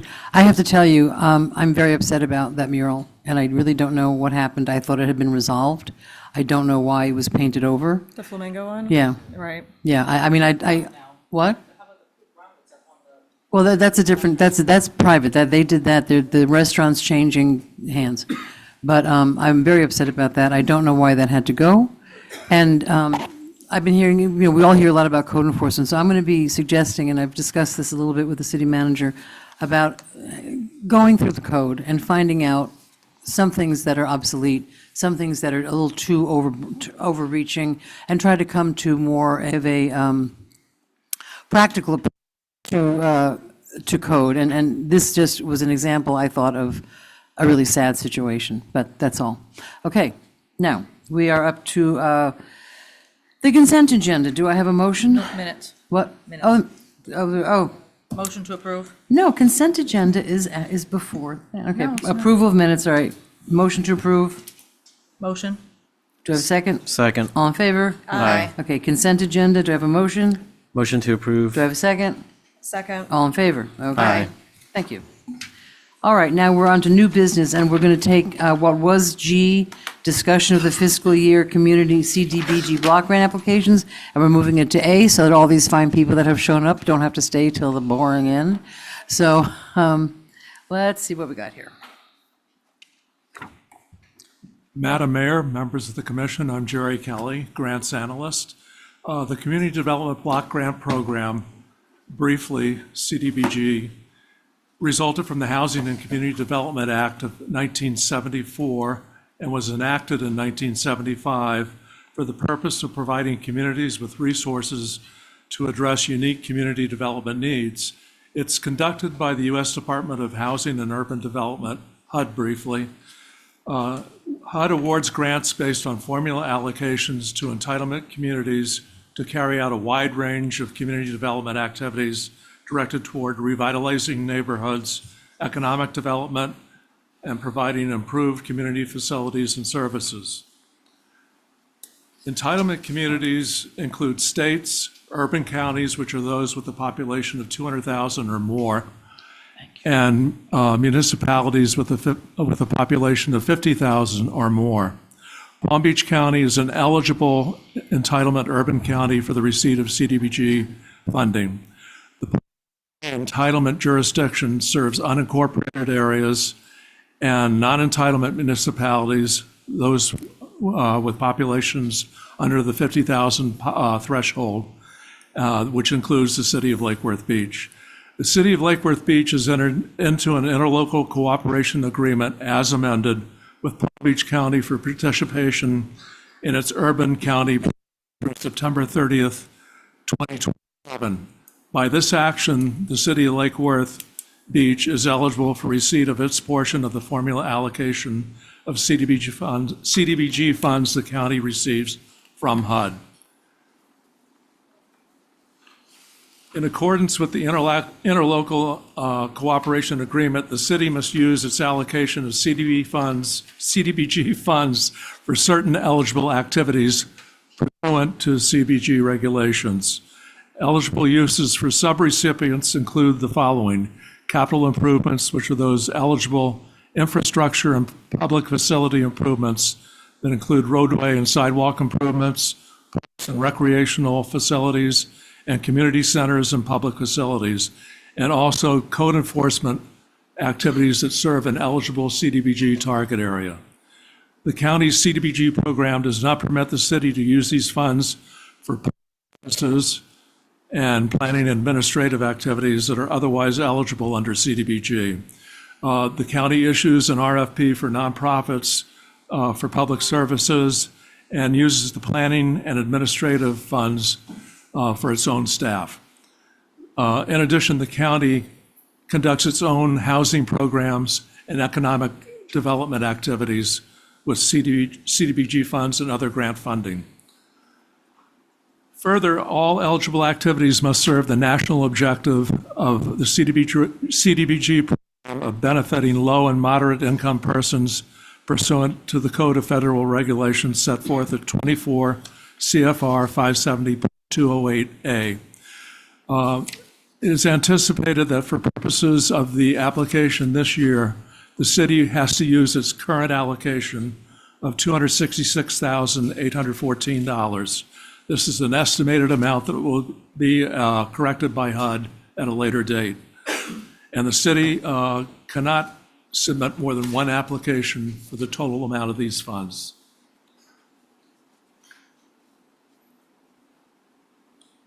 The city of Lake Worth Beach has an approved CDBG target area. This is a presumed benefit for low and moderate income persons for any eligible activities that are conducted within this area. Basically, the CDBG target area is bounded by 10th Avenue North on the north, the Park of Commerce and I-95 on the west, the town of Lantana on the south, and Dixie Highway on the east. The target area encompasses approximately 2 square miles. We've also provided an overlay, as was requested, of the CRA district with respect to the CDBG target area. The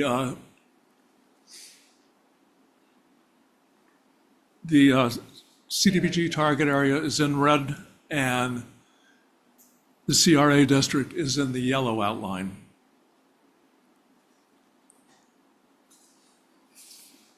Staff is recommending 3 projects that are eligible under CDBG and the county's restrictions for consideration of the commission. Anybody here tonight, including members of the commission, can propose additional projects for consideration. The first project is the 11th and 9th Avenue South Greenway Improvements Project, which is to update and improve the irrigation systems, additional landscaping, added amenities such as benches, doggy stations, garbage receptacles, and static fitness equipment. Also, information and community outreach stations and art installations. The estimated cost will fit within the CDBG allocation budget of $266,814. The second proposed project is the Youth Empowerment Learning Center improvements. And the scope of work includes remodeling the interior of the building, ADA interior and exterior improvements, building exterior improvements to the building, added exterior amenities, and landscaping. Again, the proposed budget for this scope of work is $266,814. And the final project for consideration is the Norman G. Wembley Gym improvements project. The scope of work includes updated signage and marquee.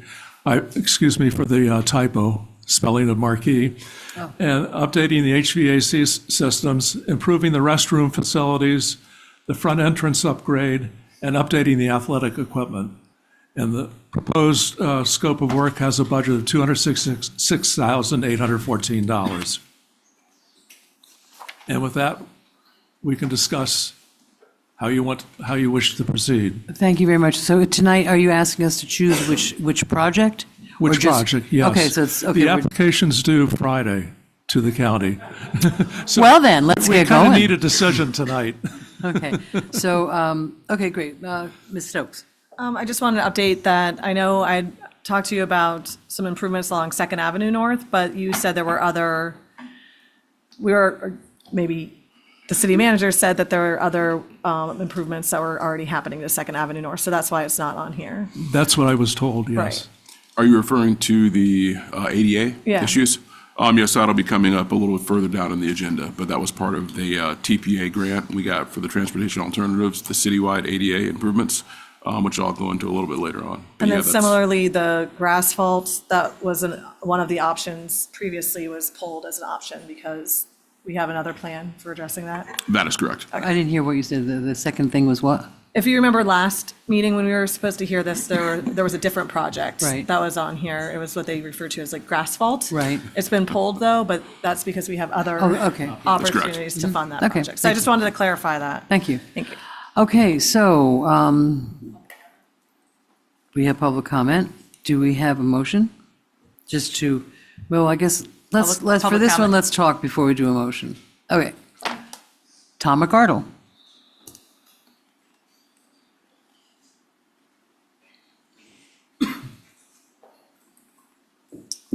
Tom McArdle, 421 South Lakeside. I also run a small nonprofit in the city of Lake Worth. Madam Mayor, Commissioners, and Mr. City Manager, thank you for the opportunity. I run a small nonprofit called Hoops to Hope, as Mr. Diaz and some of you well know. It was actually born in the Norman Wembley Gym down the Osborne community. That said, I fully support the project to improve the YEC Center. You know, they say it takes a village, and in my personal experience, I've never seen that epitomized more than in the Osborne community, and a big part of that is for the children and the YEC Center. I'm getting a little emotional just thinking about it, but in terms of the number of lives that have been touched in that building and that will continue to be touched, and the just whole impact on people in the city, young people in the city, and we talk about all these issues with the presentation on homelessness and mental health, and these types of interventions and these types of programs help to avoid those issues or identify those issues so other services can be provided. This community does a lot with a little. They do a lot with a little.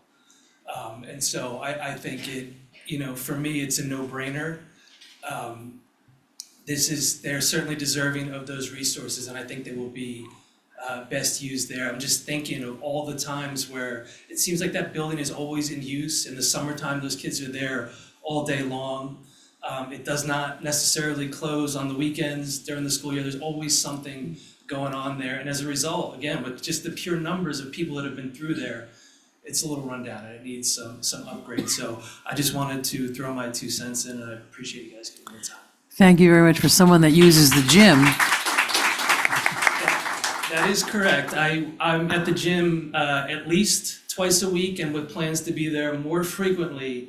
That said, the gym is just fine. It's very generous of you to do that. Thank you. The gym is just fine. The money is needed here. Thank you so much.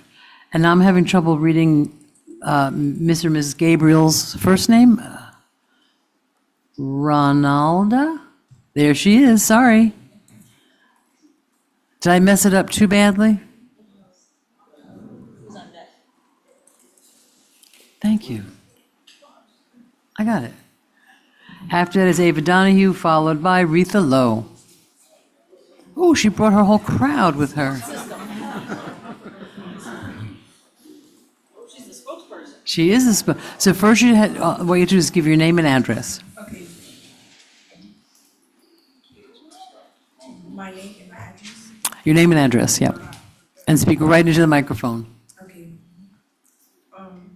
My name is Ronalda and the address is YEC.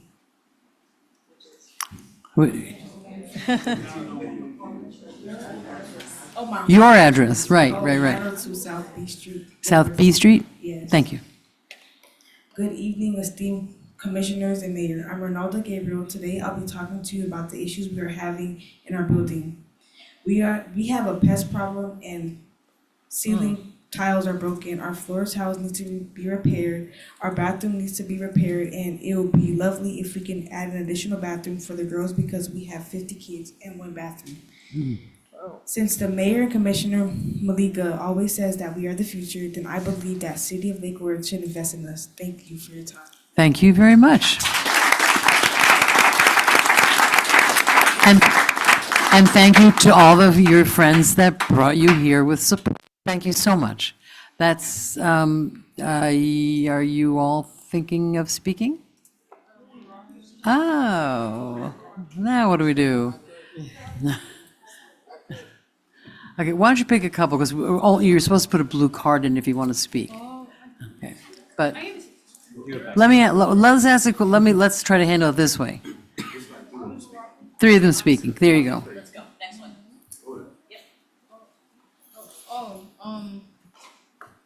Do you want me to give you my name and address? Speak right your name and your address into the microphone so we can hear you. My name is Ava. My full name? Yeah. Oh, my name is Ava Donahue, and my address is 100 Lake Arbor Drive. My name is Ava, and I'm here to talk about how to improve the building. To start off, the building was made in 1958 by some amazing people from the Osborne community. I'd also like to mention how bad the YC building's condition is. First off, the building's lights flicker on and off. We could be a Slow down. Sorry. It's okay. You got it. Speaking of safety hazards, there are people outside the building that could also be causes a safety hazard because you never know what they're carrying on their person. Also, the lights outside aren't as safe as well because those could also be safety hazards if you're walking down the sidewalk. Also, the windows do need to be repaired because there are gunshot holes in the windows. Maybe in like most of them or some of them. I don't really know. That they should also be repaired because those could be safety hazards as well. And when I go to YC, I want to feel as if I'm safe and at home, not if I have to be on my tippy toes in case something dangerous could happen to me or anybody else. Thank you for listening and have a good evening. Thank you for coming in. Very good. And actually, Ava did have a blue card. So there you go. One more? You got it. Good evening. My name is Baraka Albert. I live on 1105 6th Avenue South F Street. Okay. Good evening. My name is Baraka Albert. I attend the For the Children Youth Empowerment Program. I would like to thank the mayor for attending our meetings and some of our sporting events, and I also would like to thank Commissioner Malega. The mayor always has said to us, "We are the future." I hold this statement close to my heart, and I try to do what is right. As youth of the future, I hope the city can support us financially. I'm here tonight to ask if there is anything that can be done to the YC building, our home away from home. I have pictures of how bad of condition our building is, and we also have pests. Yeah, it sounded like pests. It could be pets. It could be, yeah. This is our safe haven. Please help us beautify our home. Thank you. Thank you very much. Thank you all for coming up. All right, one more. One more. I'm sorry. Well, you gave this speech about regrets with the graduation, so I regret if I don't say nothing. So this what it is. I grew up in Lake Osborne. Name and address, please. Huh? Name and address, please. Oh, I'm sorry. Joseph Lowe, 1711 Douglas Street, Lake Worth, Florida. So I grew up in the south side of Lake Worth, and that was my rec center. And it been my rec center all the way to now. And it been the same way all the way. So it really need a lot of repairs. And they talk about the pests. It's not pests, it's Master Splinter. If y'all know Master Splinter, Yes. that's right from there. I can't catch Master Splinter. I've been trying. So that's one thing we need to, get folks on. But this building need another bathroom. It need a girl and a boy bathroom. I'm tired of them. There's one bathroom in the building here. Yes, ma'am. 50. They said Come for visit 50. anytime, baby. Anytime. Yeah. I've been in there, I just didn't know that, yeah. Anytime. But yeah, it's one bathroom. The tiles, you see the picture of the tile, and the roof fell down recently. They repaired the roof, but I feel like if you repaired the roof, you could have repaired the tile. All right, but I don't want to say too much. I'll let you get on. Thank you. Thank you very much, Mr. Lowe. What, Master Splinter? Oh, okay. Does the remodeling of the interior include a bathroom or no?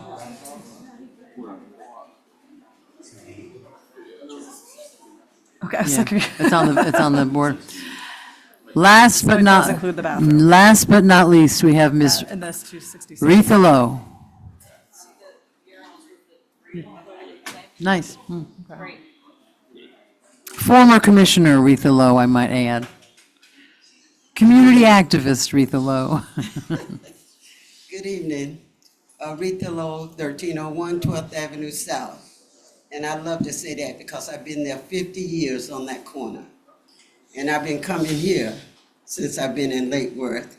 And I'm still hearing the same thing over and over. And I did come to really, really complain tonight, but I think my kids kind of calmed me down. Good. Thank you, kids.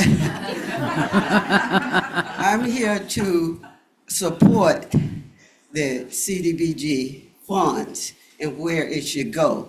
And I come to complain because we shouldn't have to come up here in a group like this and raise a lot of fuss. If you all did what you're supposed to do, and it haven't been done in the last 3 or 4 years, and that is to have that public meeting for the CDBG grant funds. The public meeting, 2 public meetings away from City Hall. That's a county requirement for the city. Look it up. And that's what I was gonna complain about, because the only time in the last 3 or 4 years that we have had any say-so, we have come here to City Hall and did what you doing now. You've already probably made up your minds which project you want to use the money on, but I'm here to support that we need to upgrade that center down there. That center was not built by Lake Worth. It was built by the residents of the Osborne community. That building was there. And it's the same thing. All we've been doing is patching. So if we're gonna continue to use it, then we need to upgrade it. And I'm gonna let you guys go tonight. I'm not gonna fuss in front of this new lady. And Ms. Lowe, we very much appreciate that. Has this been on our list of capital improvements? Because it wasn't on the options presented to us until just now. Well, So I'm surprised that we're hearing about these Correct. conditions. It is one of the many buildings in the city that need upgrading. So we, as you have probably seen in the past, as part of the capital improvement program, each year in the budget, we have lists of things and we only get so far down that list. So. Right. Well, you know what, let me have a motion. Motion to approve the YEC as the funded project. Second. We have 3 more, so there's been a motion and a second to use the funds for the YEC for what these kids have come up and what the community has raised. We have 3 more comment cards. Knowing that, would you still want to make, Mr. Armbruster, do you want to still make a comment? No? Okay. Ms. Phillips? You want to still make a comment? You want to make a comment? Okay. You feeling better? You feeling a little more confident about this thing? Yeah. And listen, I got to tell you something. From what as we review that, and of course we can't speak to each other, but I'm not at all surprised that this is the project that was chosen just from our own, even without your encouragement. Ms. Bloxon, do you want to speak?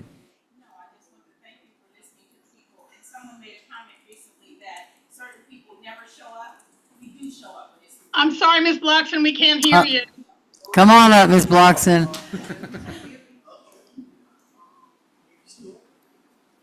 I want to thank you for your vote to make sure that we do this project. It's very important. It's very near Carla Bloxon, 1802 Pierce Drive. Thank you. It's very important to our kids who live in that community. It's not only their home, away from home, it's where they get breakfast, lunch, and dinner every day. You know, so we are looking for these kids to be the future of Lake Worth. They are. And the only way that we can ensure that is we give them tools that they need.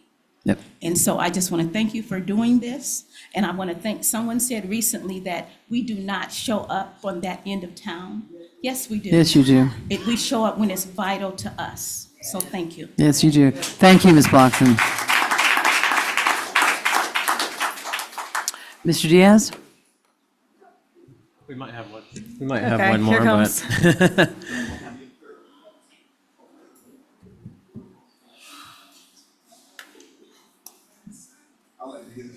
I'd be happy to take it. Thank you. Thank you. Yeah. Good evening, everyone. Good evening. How are you doing? We're hanging in there.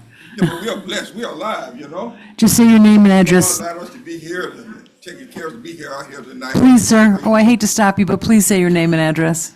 Yes, ma'am. Okay. Anyway, we're blessed to be here. But what I want to say, I want to reiterate. But please say your name and address first. Oh, okay. I'm sorry. That's okay. Julius Jones Senior, 1210 South H Street, Lake Worth, Florida. Thank you. I want to take about a couple of minutes here. It's okay. You got it. What I would like to say about our community, I'm a native Floridian. I was born right here in Lake Worth in 1941. Ooh. So I know a lot was going on here, right there in the Lake Arlington community. And I love it. A lot of people here love it too. But I want to say a few things too about our community. I heard Mr. Joe Lowe said a while ago, they built that community probably in that building in 1958. I helped build it. I was the only one. My father, Mr. Grimes, Mr. P.W. Odoms, Mr. Freddie Scott, Mr. Leonard Pate, we have all these people helped to build something. They wanted something for our community. And you know, it was segregation time. Okay, we couldn't go to the one over here.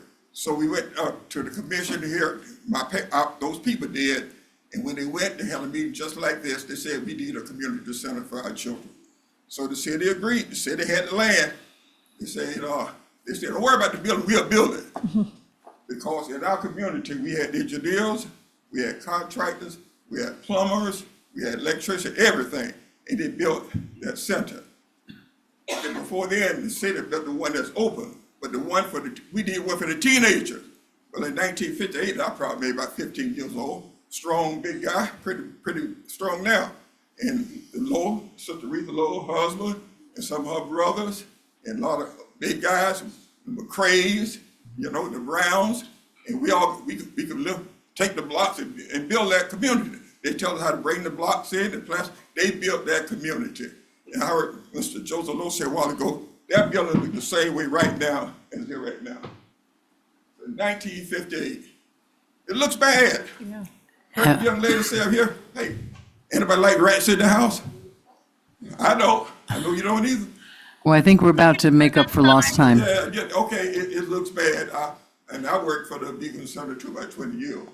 Retired Palm Beach County school teacher for 20 years at Martin Elementary. Oh my gosh. Another thing I'd like to say too about the roads. I'm sorry, sir, that's time. No time? You're out of time. Just finish up. Just finish up. Go ahead, finish up. Finish up? Yep. Finish up. I worked at Martin Elementary almost 40 years, same school. Okay? When you go down that's Barton Road, that street need to be paved. And the lines need to be painted. It's a sore. It's a danger for the children.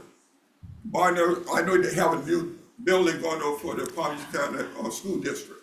To me, that would have nothing to do with getting the roads being painted. Oh, okay. In that corner by Barton Elementary and go to HR River Road, the potholes.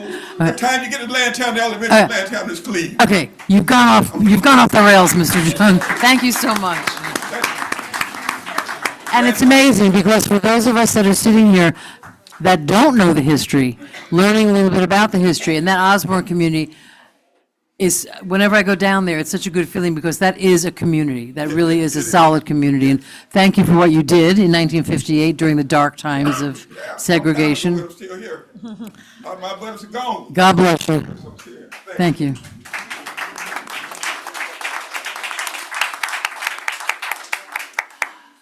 Mr. Diaz.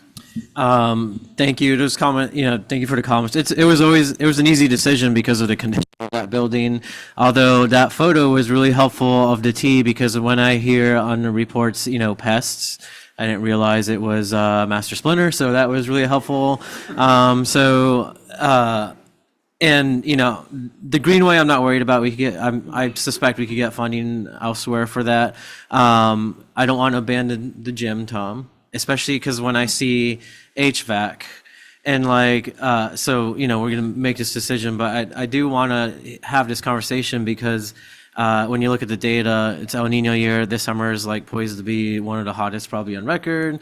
And that HVAC is probably getting close towards the end of its life. And I think we, need to have that conversation sooner than later and then for the rat situation in the center, we don't have to wait afford a grant to address that. the flickering What's lights. the, can we get 4 turtles? Can we address that stuff sooner? Absolutely. Okay.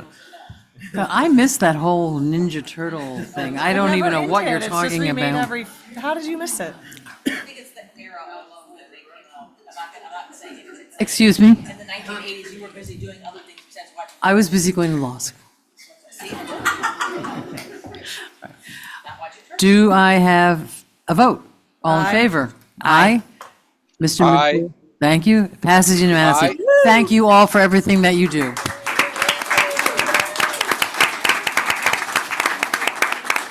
It's about darn time. Thank you. Okay, thank you very much. Are there any more public comments? No.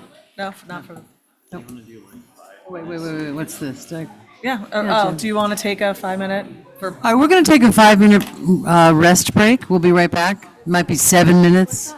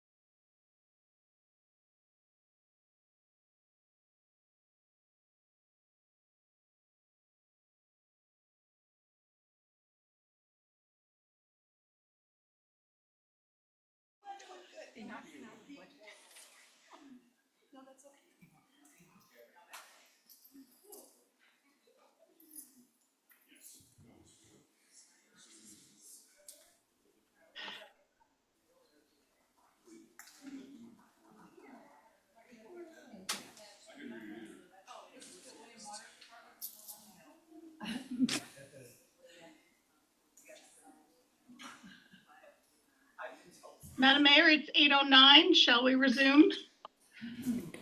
Yes, I've just been handed a blue card about a public comment about new business A, and I don't know if that person's in the room, and I really can't read the name. So going once, going twice. We passed it. Oh, I'm sorry? Ah, okay, well. Oh, okay, well, someone who, I cannot read this. Jude, all right, we'll get to it. Okay, so, starting over again. Item A, which is now item B. Take it away. Oh. Yeah. That would be Good you. evening. It's William Waters, Community Sustainability Director. We have here with us this evening a representative from Song and Associates.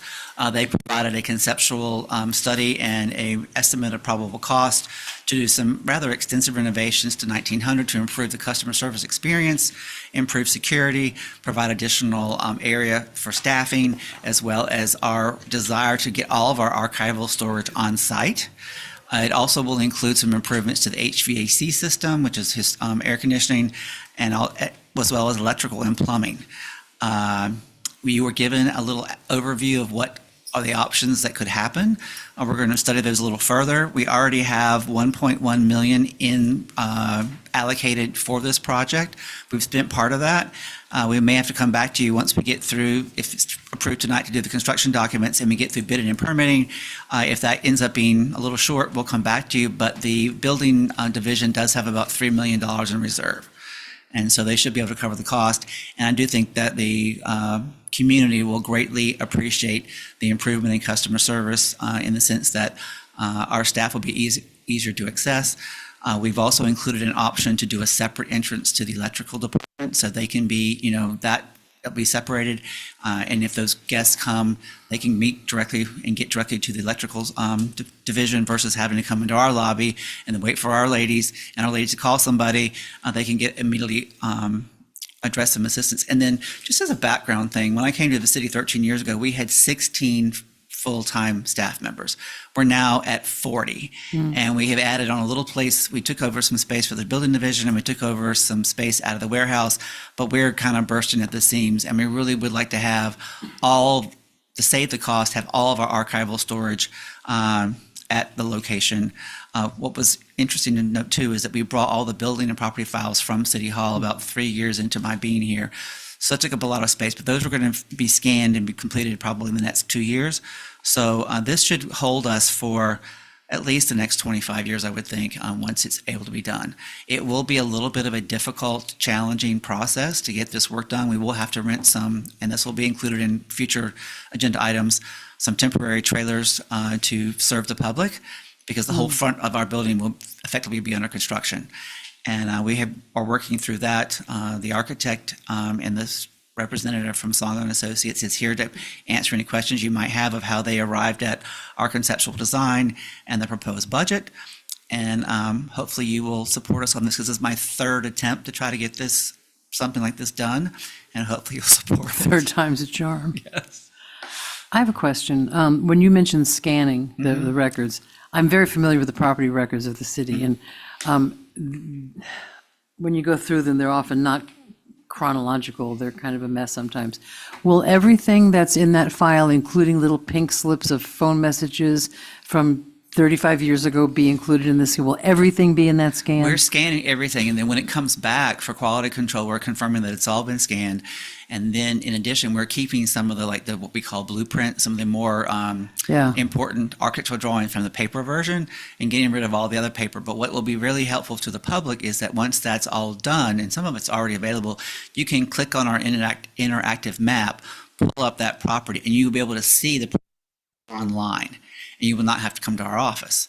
And so we're really making great strides providing as much access to information to the public as you possibly can without your having to come visit us. Okay, so every little scrap of paper will be scanned in? As far as I'm aware, yes. Okay. As long as it can be scanned. We have lost a couple documents just by the fact that they're so old that they wouldn't make it to the scanner. Right. But we're doing the best we can. Okay, I have one more question. When this work is done, assuming that we approve it tonight, will this work be something that when we have a new city hall someday, this will be useful for some other purpose Oh, yeah. of the city. I mean, the space that we're in now has been the print services office. It was has the been human resources. risk management. It's been risk management. It has been a whole variety of things. And we Okay. will continue with our efforts to do an office systems furniture approach so that the spaces, as best they can be reconfigured and used for other things. Okay, great, thank you. Any other, Ms. Malega? Can't you guys move into that one building that's in the back by the dumpsters? It's just like, there's a big building there that's just sitting, I'm just kidding. I'm totally joking. Oh, she's I'm so not gonna send joking. you there. She I'm is not so even know what building joking. you're talking about. Oh, Jamie does. He's looking at me like, no, she's not. Sarah talking has about lost her mind. that. No, just kidding. Motion to approve. Do I have a second? Second. All in favor? Aye. Thank you very Thank much. you so very much. And we'll look forward to bringing you back to you hopefully in the fall or the late, early winter. Of what year? This year. Okay. Just, She's lost her mind. Yeah. It's just, A contract with someone to actually build this for us. great, thank you very much. And thank you for being here, ma'am. B, which is now C, waiver to competitive selection process for the purchase of the oil radiator for TPTL-2 transformer from Trantech Radiator Products, Inc. Any staff member going to talk about that? Yep, come on up. You're the next. Good evening. Good evening, Marcel Corman, Manager, Electric Utility, Project Management Office. How can I help? Do we need this? That transformer can't operate at full load without adequate cooling in the hot weather, which is coming. We need it at full capacity. So that's a yes. Yes. Motion to approve? Motion to approve. Second, I'm sorry? Second, I think. second. Oh, I'm sorry, second. All in favor? Aye. Thank you very Aye. much. Well done. Thank you. according to our rules, ma'am, you can't motion from Zoom or second. Oh, that's right, you can't. You can only vote. Can you Yeah, please, thank you. I will retract my motion. Well, you're gonna, okay, someone else is I'm gonna do it. sorry, Madam Mayor, Yes? Madam City Attorney, I do not know of any rules where someone who is appearing by Zoom cannot move or second a motion. Let's play it safe. It's less a rule, more of a standard practice. Yeah, let's just do it safe. Motion to approve by You did. Mr. I did, Diaz, yeah. second by I'll second. Ms. Stokes. All in favor? Aye. Aye. Thank you very much. Okay, thank you. Thank you. Yeah, we need to look at that or something. There's also a, yeah, okay.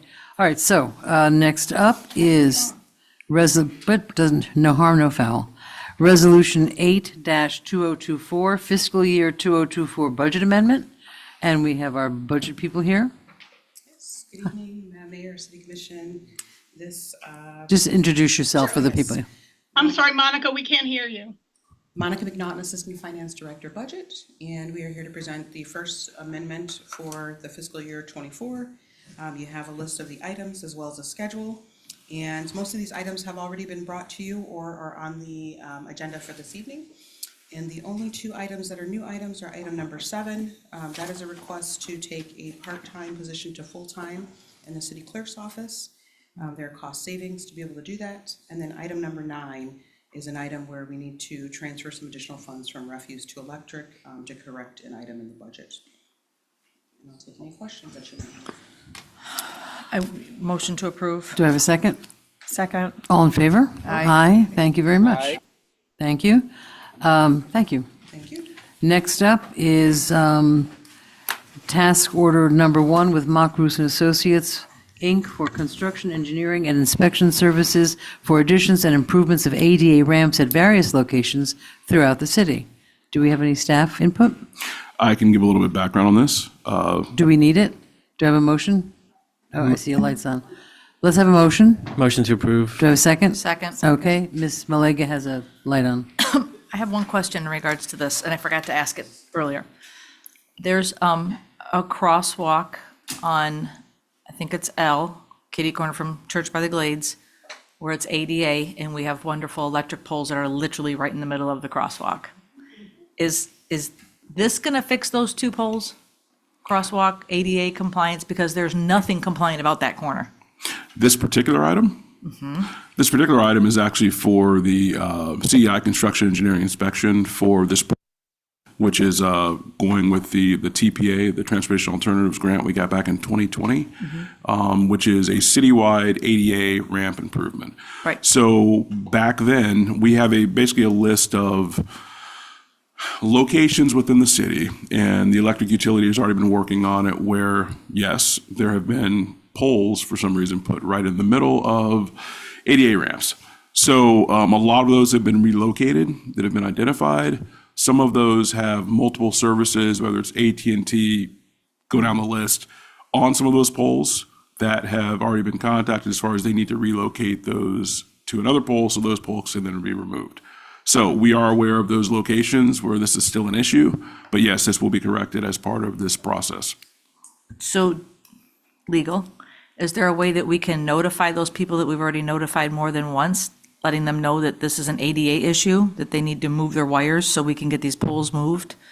I mean, I'm not even somebody who needs ADA access, and I will tell you that when I walk there every Sunday, it makes my heart hurt because it's literally, I hate to say you have one job, but there's the pole in the middle of the ADA ramp. It's just frustrating, and it's on both sides.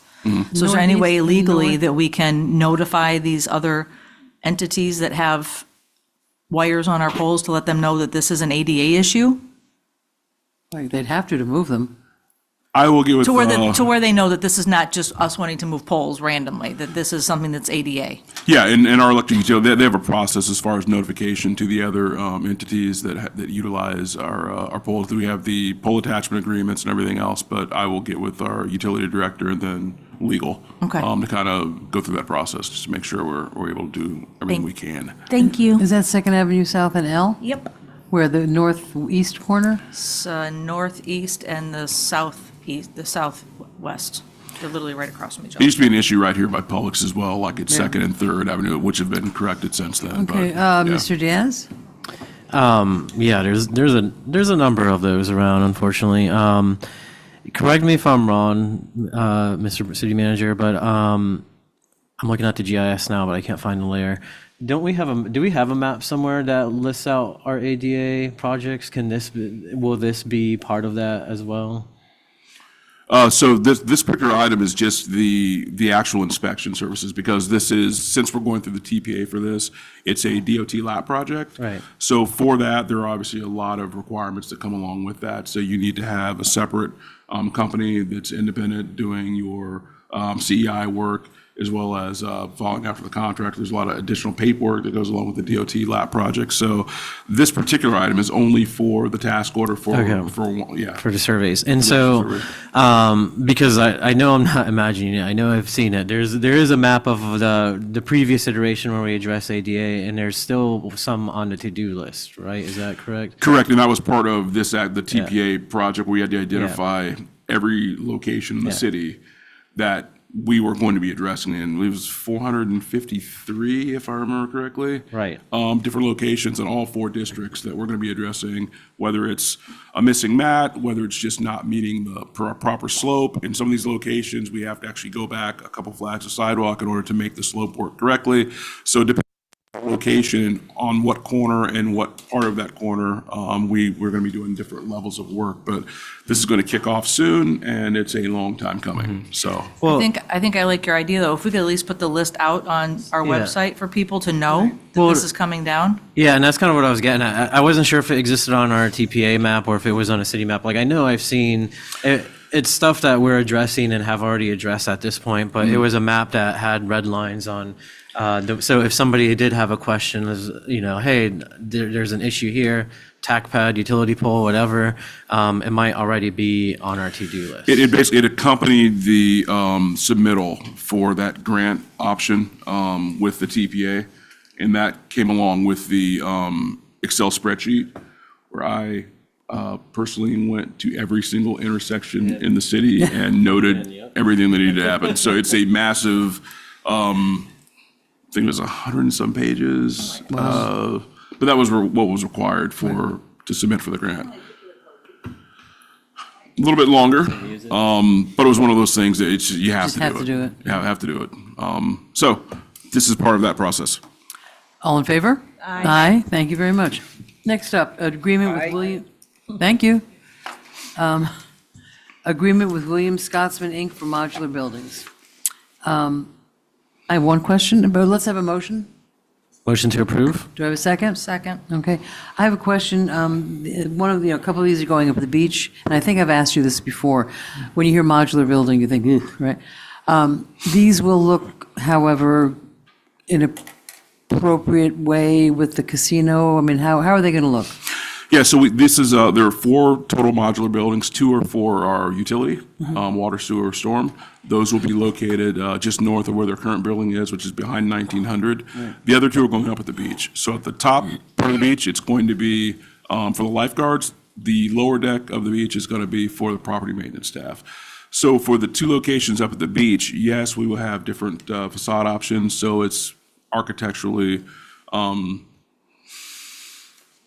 it will look like it needs to be up at the beach, put it that way. So we're going to be looking at some different alternatives. Now, for the other 2 that are going to be going over by 1900, it's going to be more like the Public Works facility, Doesn't which really matter. it looks a little bit more industrial, but it does not need to be like it needs to look on our flagship property. And how big are they? What's the dimensions? So for the lifeguards, it's basically going to be, I guess it would be 24 by, I believe, 64, 66. So it's like almost like a double. Up on top of the dune? Up on top of the dune. On the lower dune, it's basically a single, so it'd be like a 12 by like the same thing, like a 63 or 64. And then the utility is actually doing 2 triples. Right. It's going to be a big visual impact up there. We're going to get some pushback on that. Well, as part of that, again, we're going to make sure that they look like they should be up there, as well as. Are any trees going to get cut? as a What's that? result? Are we cutting any trees down as a Part of this is result? going to be actually adding some additional landscaping around them, as well as they'll be ADA compliant and everything as well. So the whole point is to make sure that it looks like it's integrated into the existing footprint up there. And again, the two locations we chose are out of the footprint of the existing pool and everything else. So it's not going to impact anything that ends up happening with that particular property. So that was a big part of the selection of the locations. I love how you said existing pool. That was so nostalgic. Anything else? Oh, Mr. Diaz. I just wanted to say, this has been a long time coming, especially our lifeguards work really hard, and I know they've been waiting for this for a while, so it's really exciting. And I'm just going to throw it out there. Some of our lifeguards are really into ice baths, which sounds really weird. So maybe when these come into play, maybe we should all chip in to get them one of these things. It's brutal. They like to, for whatever, there's crazy people out there, Jamie's one of them, who like to jump into a bathtub filled with ice that's freezing cold. And Permission to share that. it's great for recovery. No, I learned a lot. I need, it's good for those of us with bad knees, let's put it that way. And I will just say one more thing. It was in the staff report, but, we do have the lifeguards and the property maintenance staff currently operating out of the second floor of the casino building. And obviously, we've had conversations for quite a while now about getting that space leased out, bringing more revenue to the beach fund. This is that critical first step to get that space vacated so we can then move forward into seeing what kind of possibilities there are. So this is a critical step in that process. All right, you stole my comment. Miss, and Apologies. mine too. Yes, so I was going to ask the same thing. All right, so I have a motion and a second. All in favor? Question. Up, I see another light. Speaking Miss- of beach fund, Yannick, this isn't I got you, but because we're going to be talking about budget soon, can we take a look at how badly affected our parking revenue has been this horrible winter? Because I'm sure that we're going to be in a worse situation than we anticipated. Okay. Horrible- Although it's hard to get a horrible winter, parking you mean by space up rainy? there. Because it's been rainy? Windy. Right, it's the rainiest winter I've ever experienced here. Yes. All in favor? Aye. Yes, aye. Thank you very much. Aye. Thank you. All right, I know what you're looking for next, Mayor. Next up, we are the Lake Worth Beach Leisure Services and Public Works Departments wish to proceed with task order number 2 with WGI Inc. Motion to approve. Do I have a second? Second. All in favor? Aye. Aye. Okay. Yeah, That was complicated. you did a fine job. Thank you. Motion to adjourn? Motion to adjourn. Do I have a motion to adjourn? I do. From Commissioner Malega. Second from? Second. Commissioner Stokes, all in favor? Aye. Good night, everybody. I